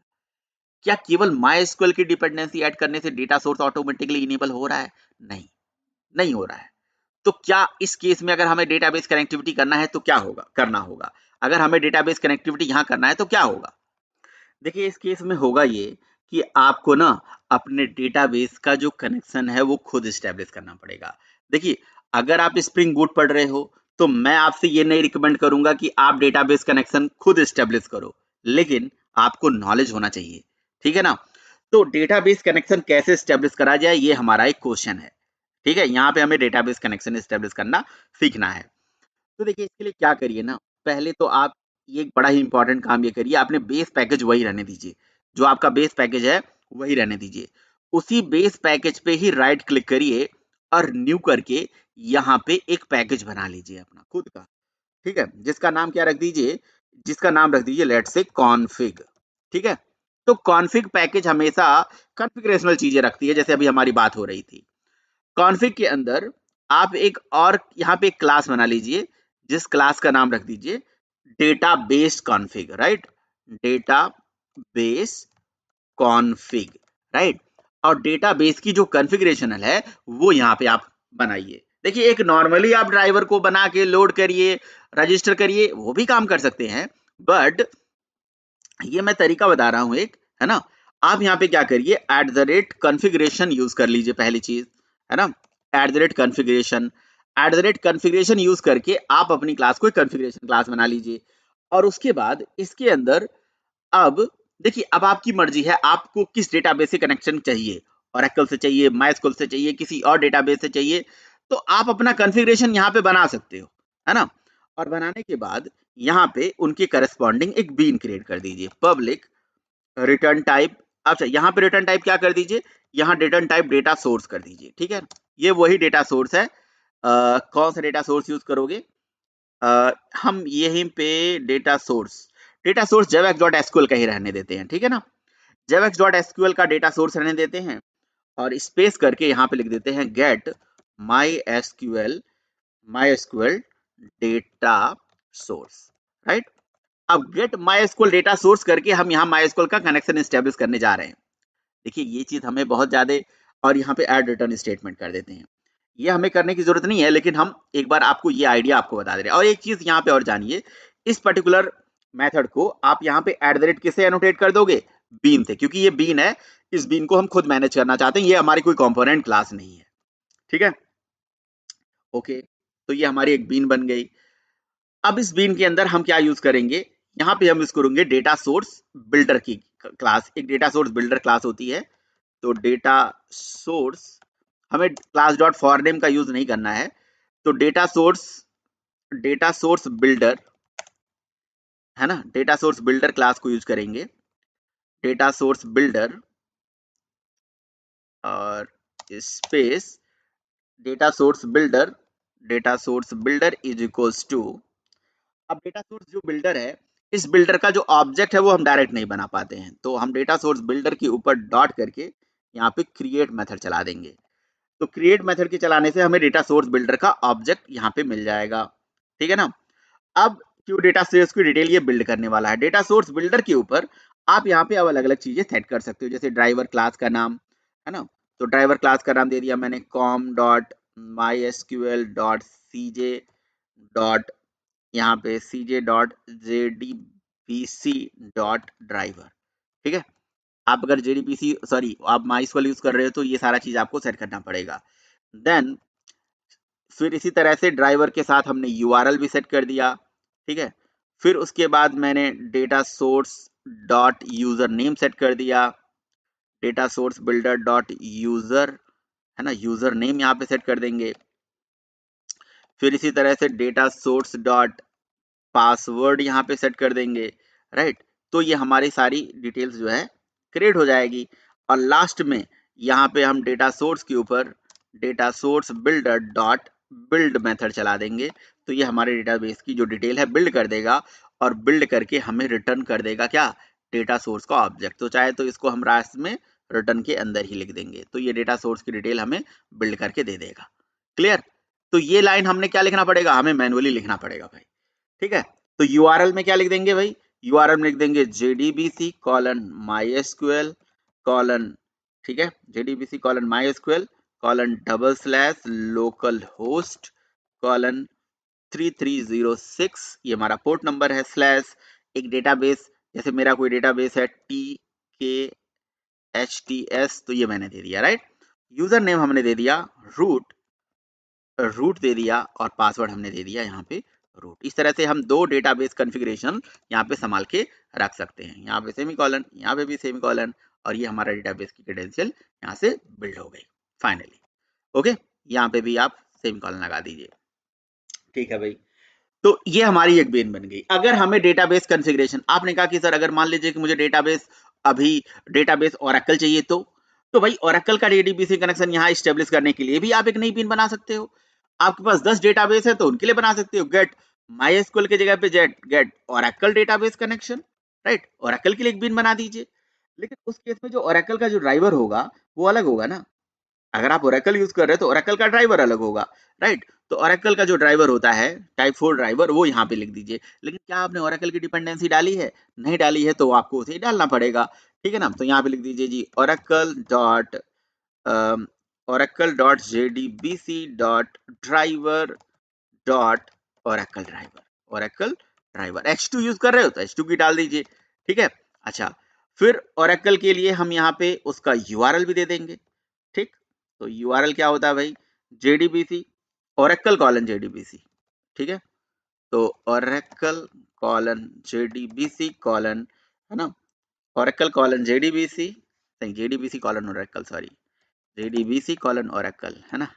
ये दो प्रोटोकॉल हैं जो एक दूसरे से कम्युनिकेट करते हैं, तो आपको JDBC के अंदर ओरेकल लिखना पड़ेगा, और उस ओरेकल के अंदर थिन थिन THIN थिन होता है, thin at the rate thin colon, thin के बाद कॉलन लगा लीजिए, एट द रेट, और यहाँ पे लगा दीजिए लोकल होस्ट, ठीक है।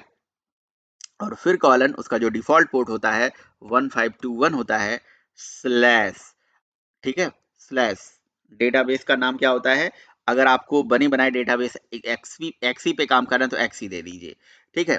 यूजर नेम मैं लिख देता हूँ सिस्टम मेरे केस में, और पासवर्ड लिख देता हूँ मैं ओरेकल, शायद मेरा ओरेकल डेटाबेस का यही पासवर्ड है और यही डिटेल है, ठीक है भाई।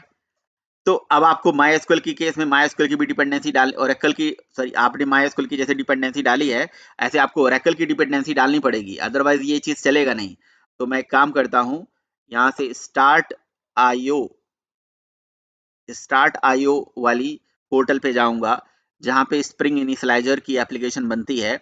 यहाँ से मैवन चूज करूंगा, और मैवन चूज करके यहाँ ऐड डिपेंडेंसी में जाके यहाँ से Oracle की डिपेंडेंसी ले लेता हूँ, राइट। तो Oracle ड्राइवर की डिपेंडेंसी यहाँ से हमें मिल जाएगी, और इसको एक्सप्लोर कर लेता हूँ, और यहाँ पे हमें कहीं डिपेंडेंसी दिख जाएगी। ठीक है, जैसे आपने MySQL की डिपेंडेंसी डाली थी, ऐसे Oracle का जो रन टाइम है वो यहाँ से कॉपी कर लीजिए।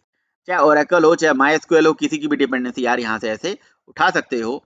और उसके बाद आप क्या करिए, इसको सेव कर दीजिए। सेव करने के बाद अब हमारे पास 2 टोटल बीन हो चुके हैं जिनका ऑब्जेक्ट्स मेमोरी के अंदर बनना है, राइट, या बन रहा है। तो MySQL के अंदर जाऊंगा। देखिए क्या ऐसा ये अप्रोच हमें यूज करना है? देखिए ये अप्रोच हमें यूज नहीं करना है आगे चल के, बट नॉलेज के लिए है, नॉलेज के लिए है। कंट्रोल ए कर दे, कंट्रोल शिफ्ट एफ कर देते हैं तो फॉर्मेट हो जाएगा। तो हमारे पास 2 डिपेंडेंसी हो गई, एक ओरेकल की डिपेंडेंसी हो गई और साथ में एक MySQL की डिपेंडेंसी हो गई। ठीक है ना। अगर आप देखिए डिपेंडेंसी दोनों रखिए, 3 रखिए, 4 रखिए, ये सारी डिपेंडेंसी रखते ही ये हमारी क्लास पाथ के अंदर आ जाएंगी, हमारी मेमोरी के अंदर आ जाएंगी। ठीक है ना। और जब देखिए पॉम के अंदर कभी भी आप चेंज करते हो तो एक बार आप इसको मैवन क्लीन इंस्टॉल कर लिया करो। ठीक है, तो एक बार आप, ताकि जो हमारा टारगेट फोल्डर है वो मेमोरी से क्लीन होके एक बार, है ना, उसमें नई लाइब्रेरी इंस्टॉल हो जाए, क्योंकि सारी चीजें बिल्ड होने के बाद टारगेट फोल्डर के अंदर चली जाती हैं। तो मैं क्लीन कर दिया तो हमारा टारगेट फोल्डर क्लीन हो गया, और दोबारा हम इंस्टॉल कर देंगे तो उसके अंदर नई चीजें, नई लाइब्रेरी, नए सारे जो भी हमारे चेंजेस हैं वो वहां पे आ जाते हैं। या तो अपडेट कर दीजिए प्रोजेक्ट को। ठीक है। अब डेटाबेस कॉन्फ़िगरेशन आपने देख भी लिया कि कॉन्फ़िगरेशन क्लास हमें कब बनाना चाहिए। अब देखिए ये डेटा सोर्स जो बिल्डर है, इस पे जब हम ले जाते हैं तो ये क्या कह रहा है कि यार रॉ टाइप, इसका जेनरिक टाइप आप स्पेसिफाई करिए। तो खैर वो तो एक अलग चीज हो गई, हमें अभी जेनरिक नहीं बनाना है ना। लेकिन दो दो बिन बन गया हमारा, और हमारी एक कॉन्फ़िगरेशन बन गई। अब बात क्या जाती है, ये 2 बिन बन गए, 2 कॉन्फ़िगरेशन बन गया। मुझे MySQL का डेटाबेस कनेक्शन चाहिए तो MySQL का मिल जाएगा, Oracle का चाहिए तो Oracle मिल जाएगा। बट अगर मैं इसका ऑटोमेटिकली वायरिंग करना चाहता हूँ तो भाई किसके लिए, किसका किसका ऑब्जेक्ट हमारे पास आएगा? लेट सपोज कि हमें हमें जो है ये लेट सपोज कि मुझे कभी इसका क्या नाम है, इस डेटा सोर्स को अगर मैं ऑटो वायर करता हूं तो मुझे MySQL की डिपेंडेंसी चाहिए और Oracle की डिपेंडेंसी चाहिए। तो इसके लिए आप क्या करिए, वही सेम कंसेप्ट यूज करिए, @primary या @qualifier, ये दोनों में से एक चीज आप यूज करिए। मैंने @primary लगा दिया, किसको? @primary लगा दिया MySQL को भाई। तो इसका मतलब ये हो गया कि अब MySQL का जो डेटाबेस कनेक्शन है वो मैं अपने प्रोग्राम में यूज कर सकता हूँ। समझे मेरी बात? तो जिस पे भी प्राइमरी लगा दोगे इस तो हमारे लिए वो प्रेफर्ड हो जाएगा कि भाई ये हमारे लिए प्राइमरी है, अब इसका ऑब्जेक्ट हमें यूज करना है। चलिए भाई, सही है। तो अब ये प्राइमरी बना के हम क्या करते हैं, कहाँ पे यूज करना चाहते हैं ये बताइए। तो किसी प्रोजेक्ट के अंदर किसी सर्विस लेयर में यूज करना चाहते हैं, किसी दूसरे सर्विस क्लास में यूज करना चाहते हैं। चलिए मैं एक कोर के अंदर टेक्स्टिंग पर्पज के लिए, है ना, अपना एक सर्विस लेयर क्रिएट कर देता हूं। ठीक है ना। वैसे तो हमारा सर्विस लेयर ऑलरेडी क्रिएटेड है, बल्ब सर्विस, उसी बल्ब सर्विस के अंदर ही ऑटो वायर कर देता हूं। यहाँ पे ऐसे लिखूंगा, private data source, private data source और डेटा सोर्स लिख के, ठीक है, और यहाँ पे कर दूंगा @ऑटो वायर। बस हमारे डेटा सोर्स का जो डिटेल है यहाँ ऑटोमेटिकली वायर्ड हो जाएगा। आपने कहा ये डेटा सोर्स की डिटेल अब आ गई, तो क्या मैं JDBC कनेक्शन आ गया तो क्या मैं आगे कुछ अलग एक्शन कर सकता हूँ? बिल्कुल यार, अब आपकी इच्छा है ना। अब आप इस डेटा सोर्स को जहां मर्जी वहां यूज कर लीजिए। लिखिए डेटा सोर्स डॉट, देखो, क्रिएट कनेक्शन, गेट कनेक्शन, सब यूज कर लीजिए जहां मर्जी वहां। बस हमें ये देखना है कि ये चीज सही हमारा काम कर रहा है कि नहीं काम कर रहा है। तो इस चीज को देखने के लिए हम क्या करते हैं, यहाँ पे अपनी मेन क्लास में जाते हैं।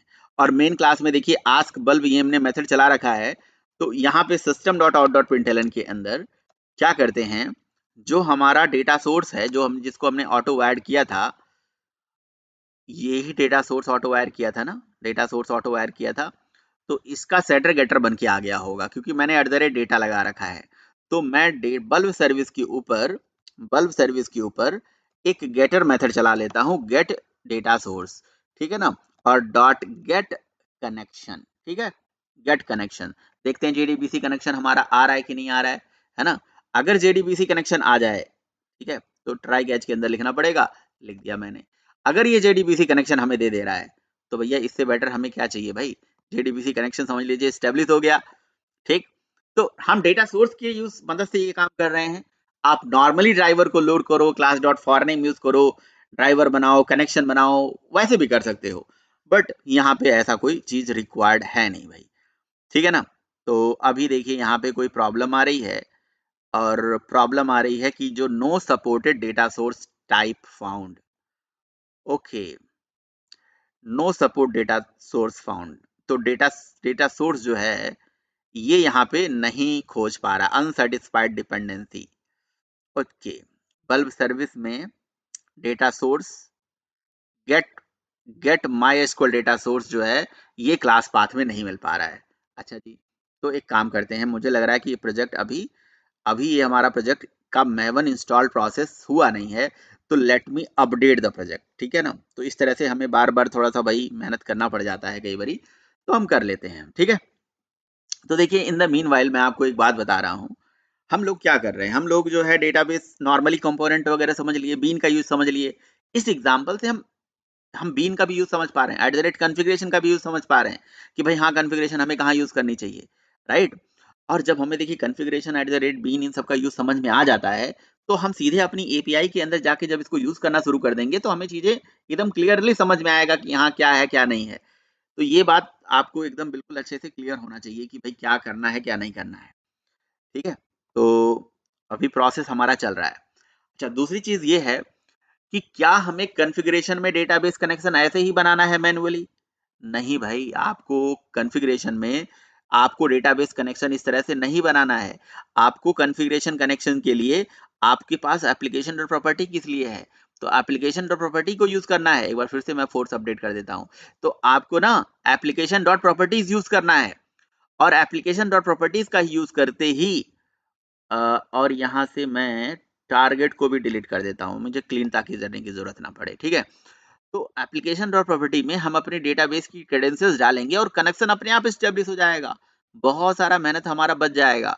हमें डेटाबेस से कनेक्शन एस्टेब्लिश करने की जरूरत नहीं है, इतना सारा ड्राइवर के अंदर डेटा सोर्स अलग से कॉन्फ़िगरेशन जो हमने बनाया वो काम हमें नहीं करना पड़ेगा आगे चल के, थोड़ा सा हमारा काम आसान हो जाएगा। बट अगर आपको ऐसा कॉन्फ़िगरेशन रखना है सम टाइम, तो आप रख भी सकते हो, आपकी इच्छा है ना, आपकी इच्छा है। तो अभी हम जो नॉर्मली जो कनेक्शन बना रहे हैं, हम ये किसके थ्रू बना रहे हैं, हम डेटा सोर्स के थ्रू बना रहे हैं, राइट। जो जेवेक्स डॉट एसक्यूएल के अंदर ये डेटा सोर्स क्लास पाई जाती है। नॉर्मली जावा डॉट एसक्यूएल होती है जिसमें आपका ड्राइवर मैनेजर कनेक्शन होता है, बट जेवेक्स डॉट एसक्यूएल में डेटा सोर्स की डिटेल होती है यहाँ पे, ठीक है। तो यहाँ पे इसको देखते हैं भाई। सो गाइस देखिए फाइनली इस पर्टिकुलर चीज का सोल्यूशन हमें मिल गया है। यहाँ पे थोड़ा सा बहुत एफर्ट लगाना पड़ा।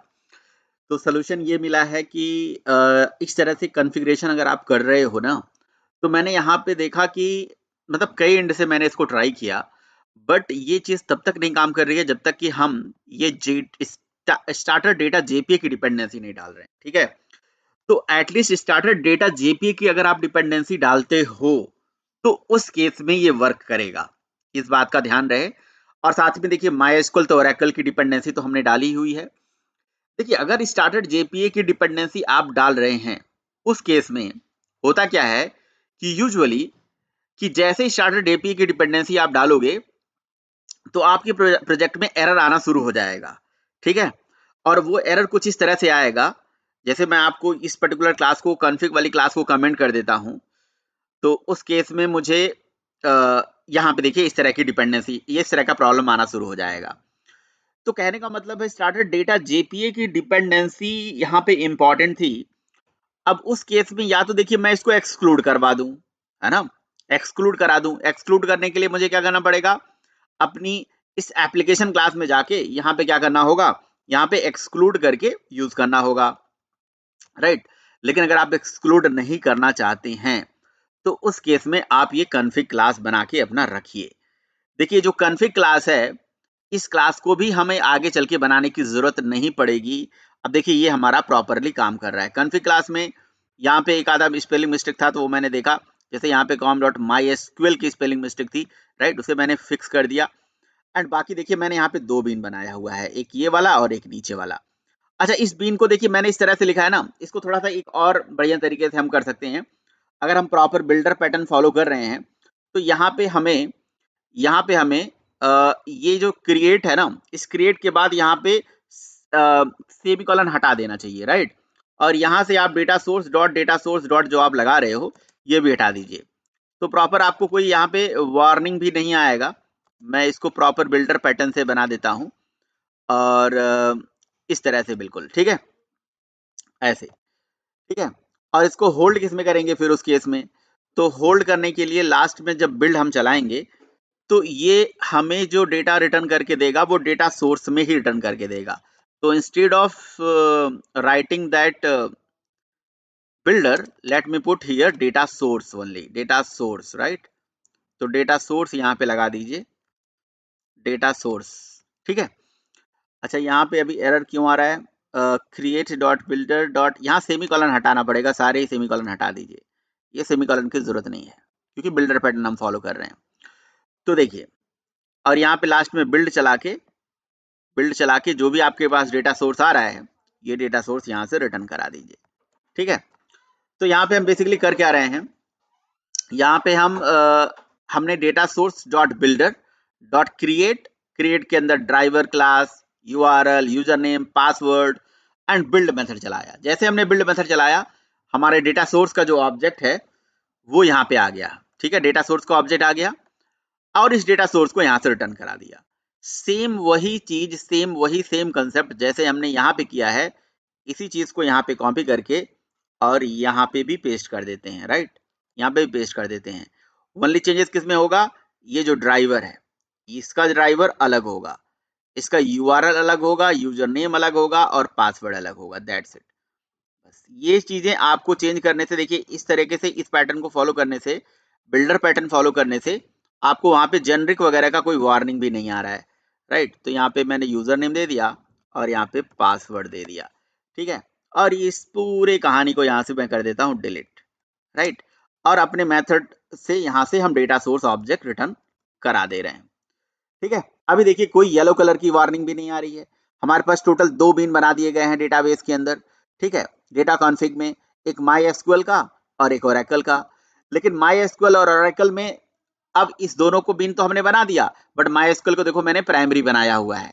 तो प्राइमरी बनाया इसका मतलब क्या हुआ कि ये जो क्लास है, प्राइमरी बनाया तो इसका मतलब ये हो गया कि ये जो क्लास है यही ऑटोमेटिकली वायर्ड होगा, इसका ऑब्जेक्ट ऑटोमेटिकली इंजेक्ट होगा जहां पे हम इसको चाहेंगे। तो मैंने कहाँ कर रखा है, देखिए बल्ब सर्विस में, बल्ब सर्विस में देखिए डेटा सोर्स हमने ऑटोमेटिकली इंजेक्ट कर रखा है और इस ऑब्जेक्ट को हमने अपने मेन क्लास में यहाँ पे गेट किया हुआ है। देखिए मेन क्लास में ये देखिए bulb service dot gate data source dot get connection, और ये कनेक्शन हमारा यहाँ पे प्रिंट होके आ रहा है। तो अभी देखिए कौन सा कनेक्शन आ रहा है, अभी अगर हम देखें तो यहाँ पे MySQL का कनेक्शन आ रहा है, राइट, ठीक है। बट ये MySQL कनेक्शन किसी प्रॉक्सी के ऊपर चल रहा है, राइट। तो ये बहुत लंबी कहानी चल रही है मेमोरी में, वो हमें जाने की जरूरत नहीं है। अच्छा, चलते हैं जरा डेटाबेस कॉन्फ़िग में और यहाँ से इस प्राइमरी को हटा के, इस प्राइमरी को यहाँ से हटा के अपनी इस वाले बीन को प्राइमरी बनाते हैं, राइट। तो मुझे मुझे कौन सा कनेक्शन चाहिए अभी, अभी मुझे भाई MySQL का कनेक्शन नहीं चाहिए, मुझे Oracle का कनेक्शन चाहिए। तो Oracle का तो मैंने सारा प्रॉपर्टी ऐड ही किया था, लेकिन यहाँ पे लग रहा है कि कुछ एक्सेप्शन है भाई। अच्छा ठीक है, तो ये JDBC URL कॉमन दिस, अच्छा इसके लिए कोई डायलेक्ट वगैरह भी खोजा जा रहा है, इम्प्लीमेंटेशन प्रोवाइडेड, है ना। तो ओरेकल के केस में देखिए कुछ ड्राइवर से रिलेटेड भी इशू हो सकती है, कुछ और प्रॉब्लम हो सकता है, वो जो कॉन्फ़िगरेशनल प्रॉब्लम है, कहने का मतलब ये है, देखिए JDBC environment unable to detect the JDBC driver dot meta URL। तो URL से रिलेटेड इशू है, जो भी URL यहाँ पे प्रोवाइड करा गया ना वो प्रॉब्लम है। तो URL क्या है भाई, JDBC colon Oracle colon thin at the rate local host, ऐसे करते हैं, ठीक है। वहां पे हमने जो डबल कॉलन लगा था ना उसे हटा दिया। तो मुझे लग रहा है कि इसका प्रॉब्लम हो सकता है, एक बार जरा एप्लीकेशन हमारा दोबारा रन हो गया है, नहीं भाई उस चीज़ का प्रॉब्लम तो यहाँ नहीं नज़र आ रहा है, ठीक है। दोबारा मैं एप्लीकेशन को रीस्टार्ट कर देता हूँ, यहाँ से रीलॉन्च कर देता हूँ, तो मतलब ये प्रॉब्लम एक्चुअली ड्राइवर लेवल का प्रॉब्लम है, राइट? मतलब आपका अगर आप कोई दूसरा डेटाबेस यूज कर रहे हो तो आप अपना यूजर नेम पासवर्ड, क्योंकि मैं श्योर नहीं हूं कि मेरा ये सारी डिटेल्स सही है या नहीं है, मेरे ओरेकल डेटाबेस की क्रेडेंशियल्स ये सही है या नहीं है, तो ठीक है, फिलहाल आप ऐसे करोगे तो ये प्रॉपरली वर्क करेगा, ऐसा इसमें कोई दिक्कत वाली बात है नहीं, राइट? यूआरएल से रिलेटेड इश्यूज है। और बिकॉज यहाँ पे JDBC Oracle thin thin colon colon ही होता है शायद यहाँ @localhost 1521, और लास्ट में यहाँ पे एक्सी लिखने की भी जरूरत नहीं होती है, ये क्योंकि ये बाय डिफॉल्ट अगर हम कोई डेटाबेस स्पेसिफाई नहीं करते हैं तो हमारा एक्सप्रेस एडिशन तो काम करता है, तो शायद ये आई थिंक सो ये वर्क करना चाहिए। यहाँ डेटाबेस की डिटेल हमें देने की जरूरत होती नहीं है फिलहाल। अभी देखते हैं भाई, अभी जो है दोबारा लॉन्च करते हैं एप्लीकेशन को और यहाँ से दोबारा इसको चला देते हैं, ठीक है? एक बार और ट्राई कर लेते हैं कि भाई हमारा जो ये डेटाबेस की डिटेल है ये क्या काम कर रही है कि नहीं, ठीक है? तो इस बार लग रहा है कि कुछ काम कर रहा है, कंसोल पे जाते हैं, कुछ अच्छा लग रहा है, ठीक है? नहीं भाई, कुछ भी अच्छा नहीं है, डेटाबेस की ही डिटेल्स में कुछ इशू है ना? जो आप यूआरएल, ये इतनी सारी इंफॉर्मेशन जो आ रही है, मैंने डिबग को ट्रू करा हुआ है ना, इस वजह से आ रही है। तो ठीक है, हमें ये डिटेल नहीं चाहिए, हमें ये डिटेल नहीं चाहिए, मुझे प्राइमरी, वैसे मुझे माई एसक्यूएल ही चाहिए, माई एसक्यूएल को ही यहाँ से हटाइए और ये जो डिटेल है इसको सेव करके आप यहाँ पे इसको कर दीजिए प्राइमरी, बस। तो इस तरह से हमारा ये जो डिटेल है ये प्राइमरी हो गया, और ये कॉन्फ़िगरेशन क्लास से हमारा जो कॉन्फ़िगरेशन डेटाबेस की जो कॉन्फ़िगरेशन है वो हमारे प्रोजेक्ट के अंदर यहाँ पे अभी रेडी हो जाएगा। तो दोबारा लॉन्च कर देते हैं एप्लीकेशन को यहाँ से, राइट? तो क्या हम रियल टाइम पे जो हम अपनी एपीआई बनाने वाले हैं उसमें ये सब यूज करेंगे? क्या हम इसी तरह से कॉन्फ़िगरेशन बनाएंगे? देखिए आपके ऊपर है, मैं तो आपको ये जावा बेस्ड कॉन्फ़िगरेशन बता दिया, अगर आपको ऐसा जरूरत है, अगर आपको कहीं ऐसी रिक्वायरमेंट आ रही है तो आप इसको यूज कर सकते हो। अदरवाइज अदरवाइज एक बहुत ही बढ़िया, बहुत ही बेहतरीन ऑप्शन मैं आपको बताता हूँ। इस पर्टिकुलर क्लास को अगर आप यूज नहीं करना चाहते हो, ये जो कॉन्फ़िग क्लास है इसको यूज नहीं करना चाहते हो, इस तरह से कॉन्फ़िगरेशन आप नहीं देना चाहते हो, तो आप क्या कर सकते हो? उस केस में आप अपनी डेटाबेस की सारी कॉन्फ़िगरेशन, सारी डिटेल्स बस आपको प्रॉपर्टी फाइल में रख देनी है, दैट्स इट। और आपको ये ड्राइवर और ये सारा चीज सोचने की भी जरूरत नहीं है, आप जगह जगह अपने प्रोजेक्ट में अपने डेटाबेस कनेक्शन को भी यूज कर पाओगे, आपको डेटाबेस को ऑटो वायर करने की भी जरूरत नहीं रहेगी, राइट? तो ये जो डिटेल है driver, URL, user name, password, इसको आप यहाँ पे जाइए, डेटाबेस के अंदर जाइए, अभी आपको डिबग हटा दीजिए, मुझे नहीं चाहिए, तो यहाँ पे बस आपको लिखना है ड्राइवर, ठीक है ना? तो डेटा सोर्स डॉट ड्राइवर लिख दीजिए, डेटा सोर्स, ठीक है ना? डेटा सोर्स डॉट ड्राइवर, यहाँ पे भाई थोड़ा सा डेटा डॉट सोर्स, एक सेकंड भाई, कुछ ना कुछ तो होता है, चलो माई एसक्यूएल, ना ना नॉट माई एसक्यूएल, यहाँ पे लिख देते हैं ड्राइवर, राइट? तो ओनली ड्राइवर अगर लिखेंगे तो आना तो चाहिए भाई, इस या पूरा लिख देते हैं spring dot data source dot driver, right? तो स्प्रिंग डॉट डेटा सोर्स, ठीक है, डॉट ड्राइवर, ठीक है? तो spring dot data source dot driver class name, देखिए आ गया ना, यहाँ पे आप अपने ड्राइवर क्लास का नाम लिख दीजिए। तो इंस्टेड ऑफ डूइंग हियर, आप अपने ड्राइवर क्लास का नाम, वैसे देखिए ड्राइवर क्लास का नाम लिखना ऐसा कोई जरूरी नहीं है, आपके ड्राइवर अगर क्लास पाथ में ऑलरेडी है तो ड्राइवर क्लास नहीं भी लिखेंगे तो आपकी ड्राइवर मेमोरी में लोड हो ही जाएगी। Driver class, URL, user name, password, बस यहाँ पे क्या लिख दीजिए, ड्राइवर यूआरएल, ड्राइवर क्लास के बाद यहाँ पे हो जाएगा ड्राइवर का URL name, right? Driver class name, और क्लास नेम के बाद यहाँ पे है URL, right? Driver class name, data source dot driver class name के बाद यूआरएल, राइट? यहाँ पे बस यूआरएल आपको लिखना है, और उसके बाद यहाँ पे आपको पासवर्ड लिखना है, data source dot user name, right? यहाँ पे आपको लिखना है पासवर्ड, यहाँ पे सीधे लिख देना है पासवर्ड, राइट? ये चीजें आपको बस सेट कर देनी है ना? और यूआरएल आप यहाँ से कॉपी कर लीजिए, ये कॉन्फ़िगरेशन उस केस में बनाने की जरूरत नहीं रह जाएगी, ये बात आपको ध्यान रहे। तो मैं इस पूरे कॉन्फ़िगरेशन को ऐसे कमेंट आउट कर दूंगा, मैं नहीं यूज करूंगा, याद रहे, है ना। ऐसा नहीं कि आप सारा कॉन्फ़िगरेशन किए हो, वो भी कर रहे हो, वो भी कर रहे हो, है ना। तो आप यहाँ पे डाल दीजिए भाई ये अपना URL, ठीक है। और यूजर नेम दे दीजिए यहाँ से, यूजर नेम, ठीक है, और पासवर्ड। तो देखिए JDBC कनेक्शन को स्टेब्लिश करने के लिए आपको बस इतना ही करना है, डेटाबेस कनेक्शन स्टेब्लिश हो जाएगा, ठीक है। तो driver URL user name password use कर लिया, दैट्स इट। करिए आप अपना, जहां पे मर्जी आप अपना काम करिए। अच्छा, दूसरा चीज ये है, अब उस केस में जो मैं बल्ब सर्विस के अंदर ये जो डेटा सोर्स है जिसको मैं ऑटो वायर कर रहा था, अभी मैं इसको नहीं यूज करूंगा, नहीं जरूरत है मुझे। और ये जो मेन क्लास है, sorry, main class, where is the main class, यहाँ पे भी मैं यूज नहीं करूंगा, सेव कर देता हूँ, राइट। इसको भी सेव कर देता हूँ, इस कॉन्फ़िग को भी मैं सेव कर देता हूं, क्योंकि कॉन्फ़िग अभी हमें यूज नहीं करना है, राइट। तो अब कॉन्फ़िग यूज नहीं करना है, तो फिर डेटाबेस की सारी डिटेल कहां से आएंगी, यहां से आएंगी। अब देखिए, अभी देखिए एप्लीकेशन हमारा दोबारा चलेगा। अच्छा, ये जो डिटेल है, ये डिटेल जैसे ही मैं हटाऊंगा, प्रोजेक्ट में एरर आना शुरू, ये देखिए, ये अभी देखिए कोई एरर है, नथिंग, कोई एरर नहीं है भाई, कोई एरर नहीं है। लेकिन ये डिटेल जैसे मैं हटाऊंगा, driver URL user name password, बस इस डिटेल को हटाते ही, इस डिटेल को हटाते ही वो कहेगा कि भैया आप अपने डेटाबेस में, आप चूंकि यहाँ पे क्या यूज कर रहे हो, JPA, तो आप ये कोई ना कोई कॉन्फ़िगरेशन करके चलो।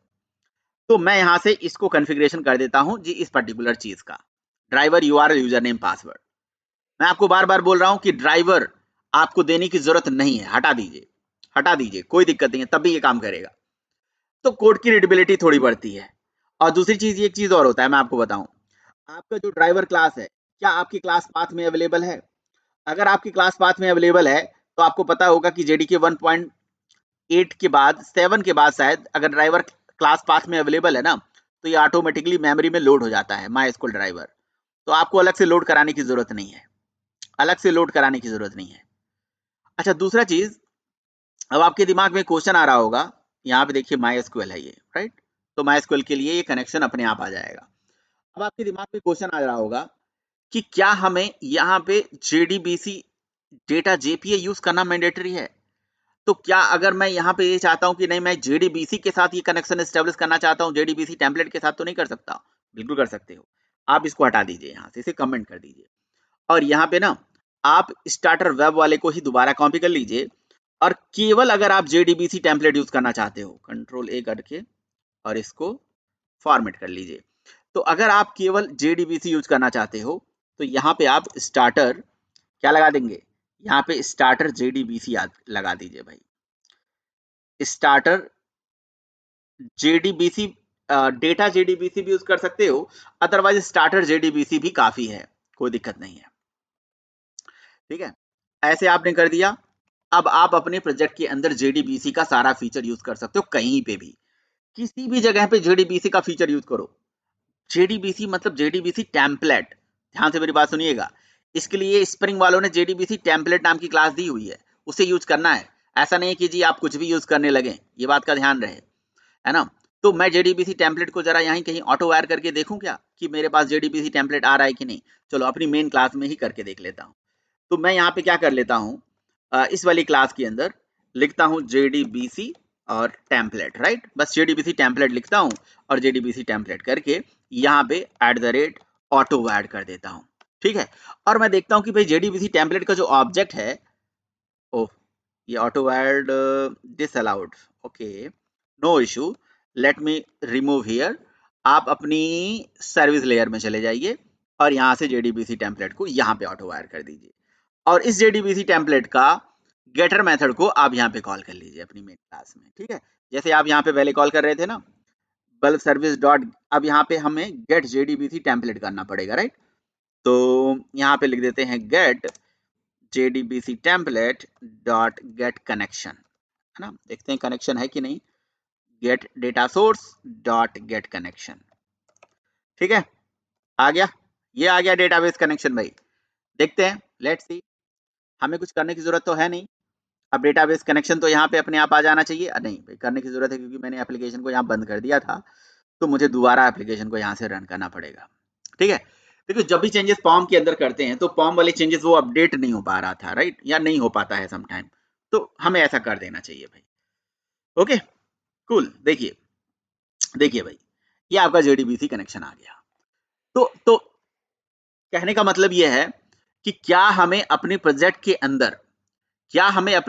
अंदर, जेडीबीसी, क्या जेपीए ही यूज करना मैंडेटरी है या जेडीबीसी से भी काम चल सकता है? तो आपकी इच्छा है। देखिए अगर प्योर जेडीबीसी का फीचर यूज करना चाहते हो, हम्म, तो तो आप जेडीबीसी टेम्पलेट यूज करिए। जेडीबीसी टेम्पलेट में जेडीबीसी का फीचर यूज हो जाता है। लेकिन आप ओआरएम यूज करना चाहते हो तो स्प्रिंग डेटा जेपीए यूज करिए। अब जेडीबीसी और ओआरएम में क्या अंतर है ये हम आगे डिस्कस करेंगे, राइट। बट ये दोनों का पर्पस डेटाबेस कनेक्शन है। बाकी आप जिस डेटाबेस से कनेक्टिविटी चाहते हो, माइस्क्यूएल से चाहते हो तो माइस्क्यूएल का ड्राइवर डाल दीजिए, ओरेकल से चाहते हो तो ओरेकल का ड्राइवर डाल दीजिए, राइट। तो जिस भी डेटाबेस से आप कनेक्टिविटी चाहते हो उसकी डिटेल यहाँ डाल दीजिए। आपने कहा फिर कनेक्शन किसके लिए स्टेब्लिश होगा, ये कैसे डिसाइड होगा? तो या तो आप कॉन्फिग क्लास बनाइए, जो कि मैं आपको नहीं रिकमेंड करूंगा अभी, ठीक है, अगर आपको जरूरत है तो बनाइए। अदरवाइज आप अपने ड्राइवर की डिटेल यहाँ पे डालिए भाई। देखिए यहाँ पे डाल दीजिए driver, URL, user name, password, बस। चलिए कोड की रीडेबिलिटी को बढ़ाने के लिए मैं ड्राइवर भी लिख देता हूं ताकि हमें अच्छा लगे देखने में, ठीक है ना। इस तरह से प्रॉपरली हमारा जेडीबीसी कनेक्शन एस्टेब्लिश हो गया और बेसिक चीजें आपको समझ में आ गई कि भाई क्या ड्राइवर है, क्या ये सारी चीजें हैं, कैसे कैसे ऑटो वायरिंग वर्क करता है, कैसे कंपोनेंट की स्कैनिंग होती है, ठीक है। तो अब इसके बाद हम क्या करेंगे? इसके बाद देखिए हमें ये समझना है कि भाई हमारे पास जो ये ऑटो वायरिंग है ये कहाँ कहाँ होता है, किस किस लेवल पे होता है, किस किस जगह पे हम ऑटो वायरिंग यूज कर सकते हैं और कहाँ पे ऑटो वायरिंग करना हमारे लिए रिकमेंडेबल होता है। तो देखिए आप किसी भी, जैसे बल्ब सर्विस है, बल्ब सर्विस में यहाँ पे आप जो फील्ड के ऊपर यानी कि प्रॉपर्टी के ऊपर सीधे ऑटो वायरिंग लगा रहे हो तो ये एक वन ऑप्शन है ऑटो वायरिंग का, यहाँ पे लगा सकते हो। दूसरा ऑप्शन ये है, यहाँ पे दूसरा ऑप्शन ये है, अच्छा ये रिकमेंडेबल नहीं होता है।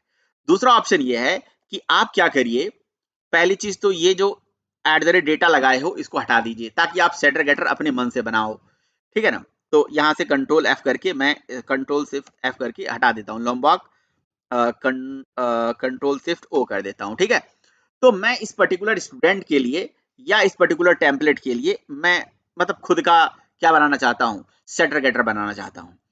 तो यहाँ से ऐसे आप क्या करिए, कॉपी करिए। आप चाहे तो सारा ही यहाँ से कॉपी कर लीजिए और कॉपी करके राइट क्लिक करिए, सोर्स के अंदर जाइए और सबके लिए सेटर गेटर बना लीजिए। आप खुद अपना सेटर गेटर बना सकते हो, कोई दिक्कत नहीं है, ठीक है। और अब आप जो ऑटो वायरिंग का फीचर है जो आप यहाँ पे यूज कर रहे हो, बल्ब के ऊपर यूज कर रहे हो आप, और कहाँ यूज कर रहे थे, स्टूडेंट के ऊपर यहाँ लगा रहे थे, है ना। ये फील्ड फील्ड पे आप लगा रहे हो, राइट, फील्ड पे आपको लगाने की जरूरत नहीं है ना, और ये रिकमेंडेबल भी नहीं होता है। तो इंस्टेड ऑफ ये फील्ड पे लगा के आप क्या करिए, मैं इस तीनों को ऊपर यहाँ पे एक जगह लिख देता हूँ और तीनों को प्राइवेट बना देता हूँ। आप फील्ड पे ना लगा के क्या कर सकते हो, ये ऑटो वायरिंग आप कहाँ यूज कर सकते हो, इस सेटर के ऊपर यूज कर सकते हो, @@ ऑटो वायर्ड ऐसे लगा लीजिए। वन मोमेंट, यस, ठीक है। सेटर पे लगा दिया, बल्ब के सेटर पे लगा दिया और स्टूडेंट के सेटर पे लगा दिया, राइट। और उसके बाद जेडीबीसी टेम्पलेट के सेटर पे लगा दिया ऐसे, राइट। इसको हम सेटर मेथड के थ्रू ऑटो वायरिंग बोल सकते हैं। सही चल रहा है, देखिए कोई एरर नहीं है, सब कुछ वही है, प्रोग्राम में कोई फर्क नहीं है क्योंकि ये ऑटोमेटिकली रीलोड हो गया मेमोरी में, राइट, चेंज करते ही। तो ऑटो वायरिंग करते टाइम पे इस चीज का ध्यान रहे कि आप क्या करिए, आप सेटर के ऊपर @ऑटो वायर लगाइए। ऑटो वायर का मतलब क्या होता है, फिर से समझ लीजिए, बहुत आसान है, बहुत सिंपल है। ऑटो वायर का मतलब ये कहीं ना कहीं यही डिपेंडेंसी इंजेक्शन है। हमारे एक क्लास की जो ऑब्जेक्ट है वो दूसरे क्लास के अंदर ऑटोमेटिकली इंजेक्ट हो जाता है। जैसे सेट बल्ब में यहाँ पे लिखा है बल्ब बी, ऐसे लिखा है ना, तो ये हमने एक पैरामीटर बना के रख दिया। अब जो स्प्रिंग का जो इन्वर्जन ऑफ कंट्रोल प्रिंसिपल है और जो डिपेंडेंसी इंजेक्शन प्रिंसिपल है उसके माध्यम से हमारी इस बल्ब का जो ऑब्जेक्ट है वो ऑटोमेटिकली, बल्ब का ऑब्जेक्ट नहीं, बल्ब की इंप्लीमेंटिंग क्लास का जो ऑब्जेक्ट है वो ऑटोमेटिकली बना के यहां डाल दिया जाएगा। तो बल्ब इंटरफेस की कितनी इंप्लीमेंटिंग क्लासेस थी, दो इंप्लीमेंटिंग क्लास सूर्या और एलजी, तो हमारे पास कौन सा ऑब्जेक्ट आएगा, जो प्राइमरी होगी, जिसके ऊपर @प्राइमरी लगाया गया होगा, ठीक है ना। या तो @प्राइमरी आप लगा दीजिए। देखिए यहाँ पे आपने अपने बल्ब सर्विस एलजी बल्ब, तो किस बल्ब पे, देखिए यहाँ पे कंपोनेंट है, यहाँ पे प्राइमरी नहीं है, यहाँ पे प्राइमरी है। तो भैया इस तरह से आपको जब एक इंटरफेस की दो इंप्लीमेंटिंग क्लास होती है और उसको कहीं पे आप ऑटो वायर कर रहे हो तो प्राइमरी आपको लगाना होता है, बस उसकी इंप्लीमेंटिंग ऑब्जेक्ट यहाँ पे आ जाएगी। तो देखिए कई बार एक रिलेशन पूछा था इंटरव्यू में कि भाई ये dependency injection inversion of control में क्या रिलेशन है, तो ऐसा कर सकते हो कि आप इन्वर्जन ऑफ कंट्रोल प्रिंसिपल, एक प्रिंसिपल है, एक डिजाइन पैटर्न है और उसको इंप्लीमेंट करने का तरीका डिपेंडेंसी इंजेक्शन है। और कई लोग ऐसा भी बोलते हैं कि डिपेंडेंसी इंजेक्शन एक प्रिंसिपल है, उसको अचीव करने का तरीका इन्वर्जन ऑफ कंट्रोल है, दोनों एक दूसरे के कॉम्प्लीमेंट्री हैं, समझ रहे हो ना, उल्टा उल्टा सीधा एक समान है, समझे। तो अब उसके बाद यहाँ पे आपका ऑब्जेक्ट यहाँ पे ऑटोमेटिकली ऑटो वायर्ड हो जा रहा है सारे मेथड में, ये वाले मेथड में, ये वाले मेथड में, सेट मेथड में, राइट। तो ये सेटर ऑटो वायरिंग है, सेटर के थ्रू ऑटो वायरिंग है। क्या ये रिकमेंडेबल है, भाई करना है तो कर लीजिए, बट कोड थोड़ा सा लेंदी लग रहा है, बहुत सारे बॉलर प्लेट कोड लिखा हुआ है, देखने में अजीब लग रहा है। आप एक काम करिए, आप एक काम करिए, आपको मैं एक और चीज सजेस्ट करता हूँ, हटाइए इसको, हटाइए। आप यहाँ पे पहले तो @डेटा लगा लीजिए ताकि आपका सेटर गेटर आ जाए अगर आपको चाहिए तो, ठीक है। और आप एक काम करिए, इन सारे कंसेप्टर के लिए, सॉरी इन सारे फील्ड के लिए ना कंस्ट्रक्टर बनाइए।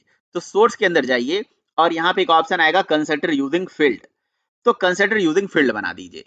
कंस्ट्रक्टर यूजिंग फील्ड बना दोगे तो इन सारे फील्ड के करस्पॉन्डिंग एक कंस्ट्रक्टर बन जाएगा, ठीक है ना।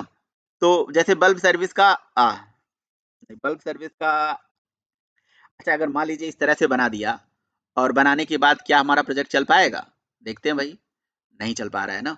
तो एक काम करिए, ऐसे नहीं, ऐसे नहीं, ऐसे नहीं काम चलेगा, ऐसे नहीं काम चलेगा भाई। आपको क्या करना पड़ेगा ना, तो @डेटा तो पहले मैं इंपोर्ट कर लेता हूँ।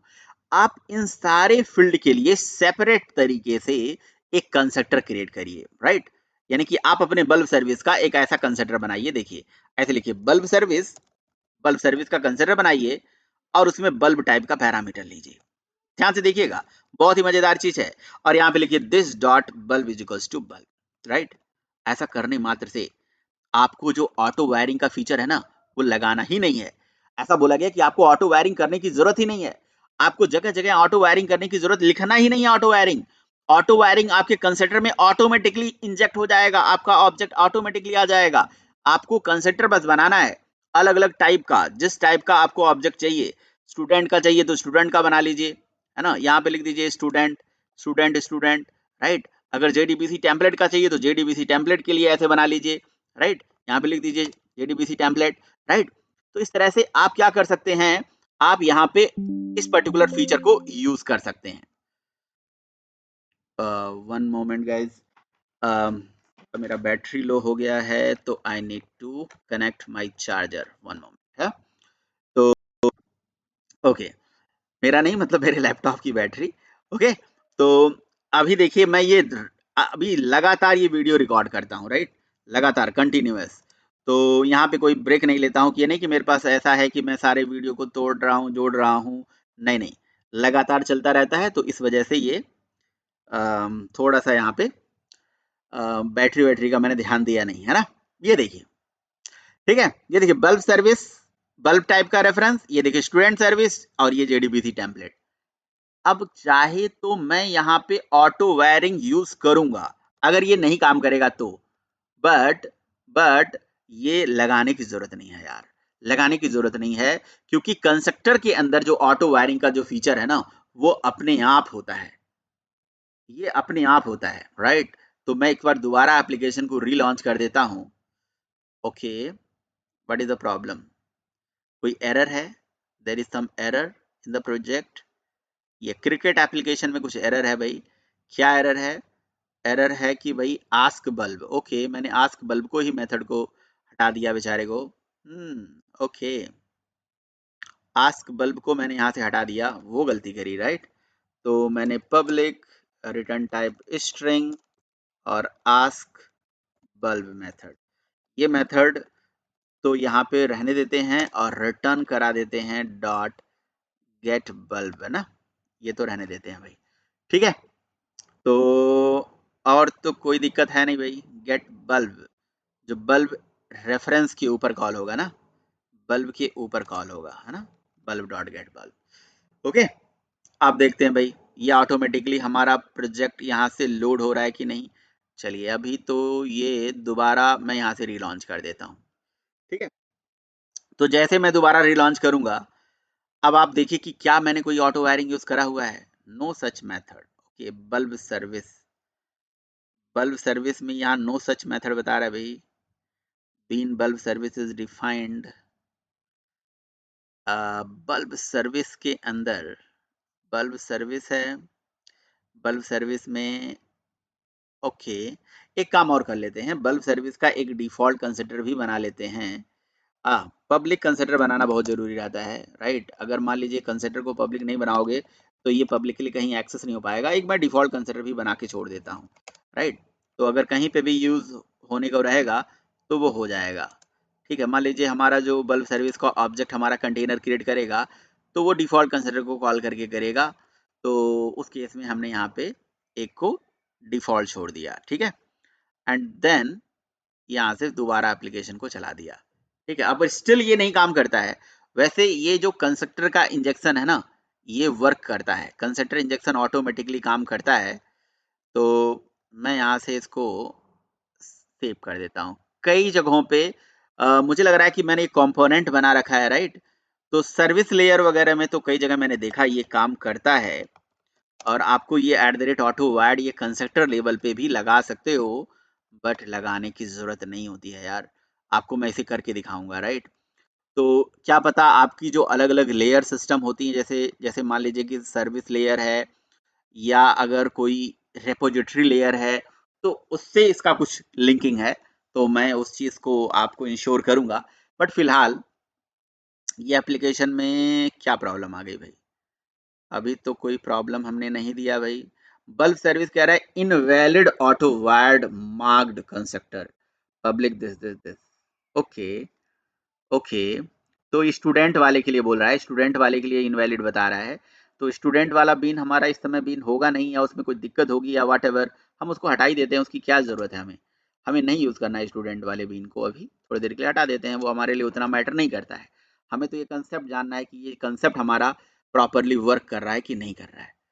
ठीक है, नाउ जस्ट रीलोड या रीलॉन्च द एप्लीकेशन। ठीक है, तो एप्लीकेशन को रीलॉन्च कर लेते हैं। स्टिल अब कहाँ पे आने लगा भाई दिक्कत। अब दिक्कत आने लगा invalid auto wired with this bulb service.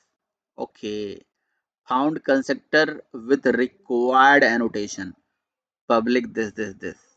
Okay, तो पब्लिक जेडीबीसी टेम्पलेट के अंदर ना, पब्लिक जेडीबीसी टेम्पलेट देखते हैं भाई।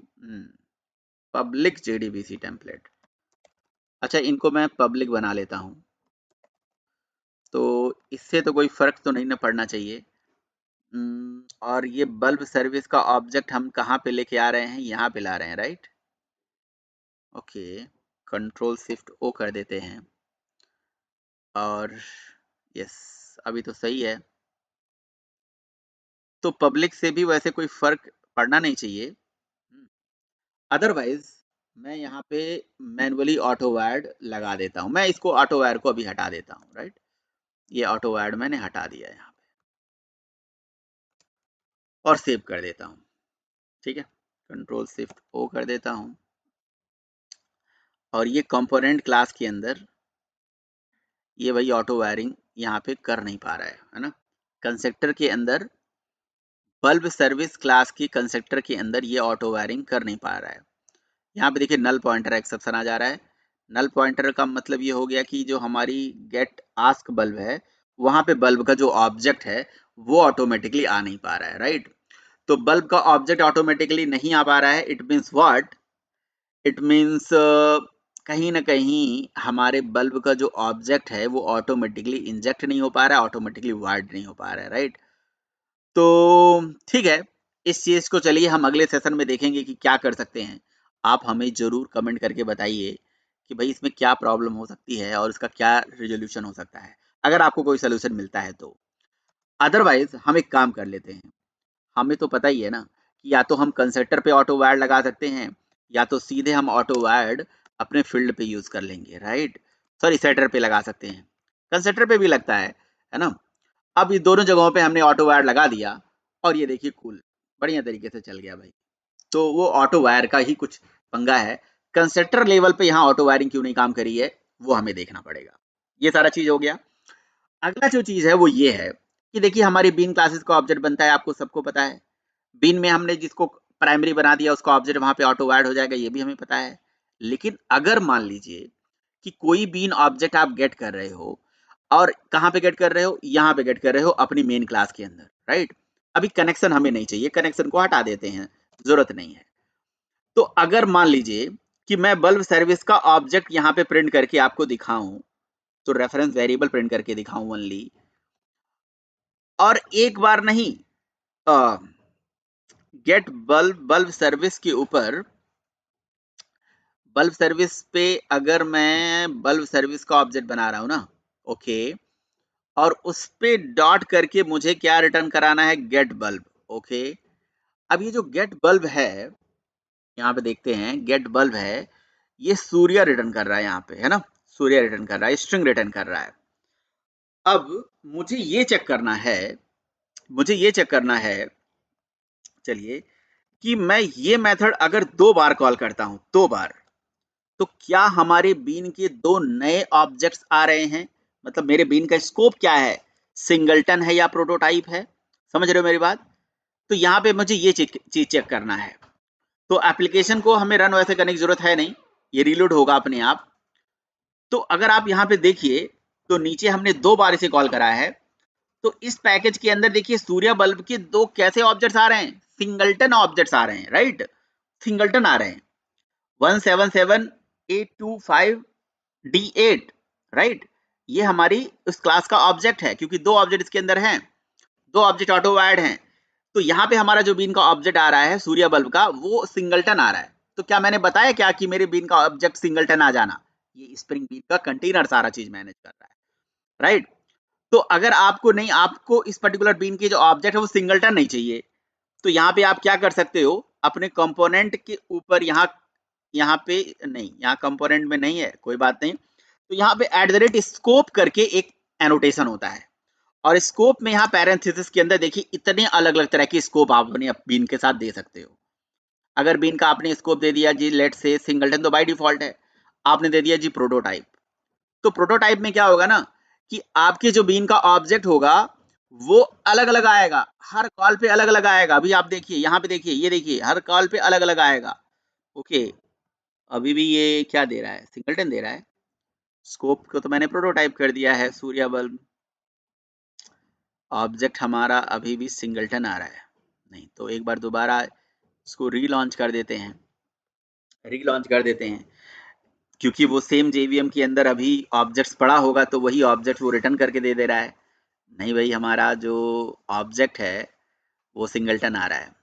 ये इसका एक बहुत ही बढ़िया है ना कंसेप्ट है, वो भी मैं आपको समझाऊंगा, है ना। अब ये बहुत मजेदार चीज आ गई यहाँ पे समझ में, है ना, वो मैं आपको बताऊंगा। आप ये मुझे बताइएगा कि ऐसा क्यों हो रहा है। अभी मुझे क्या करना पड़ेगा, देखिए अभी मुझे बल्ब सर्विस के अंदर जाके यहाँ पे भी स्कोप क्या करना पड़ेगा, प्रोटोटाइप करना पड़ेगा, ठीक है ना। अब देखिएगा ये काम करना शुरू कर देगा, अब देखिए पक्का काम करेगा, देखो कर रहा है ना, कर रहा है कि नहीं, ठीक है। क्योंकि देखो यहाँ पे समस्या क्या थी, समस्या ये थी कि ये बहुत very very very important interview question है, ध्यान से मेरी बात सुनिएगा। कि जैसे सबको पता है कि बीन का स्कोप सिंगलटन होता है, प्रोटोटाइप होता है, हमें भी पता है, आपको भी पता है, राइट। तो अगर हम बीन का स्कोप दे देंगे सिंगलटन तो सिंगल इंस्टेंस बनेगा, और अगर हम बीन का स्कोप दे देंगे प्रोटोटाइप तो प्रोटोटाइप ऑब्जेक्ट बनेगा, मतलब डिफरेंट डिफरेंट ऑब्जेक्ट बनेगा। और भी स्कोप है, बाकी स्कोप को आगे डिस्कस करेंगे कभी। लेकिन क्या होगा जब एक प्रोटोटाइप बीन को सिंगलटन वाले बीन में आप ऑटो वायर कर रहे हो।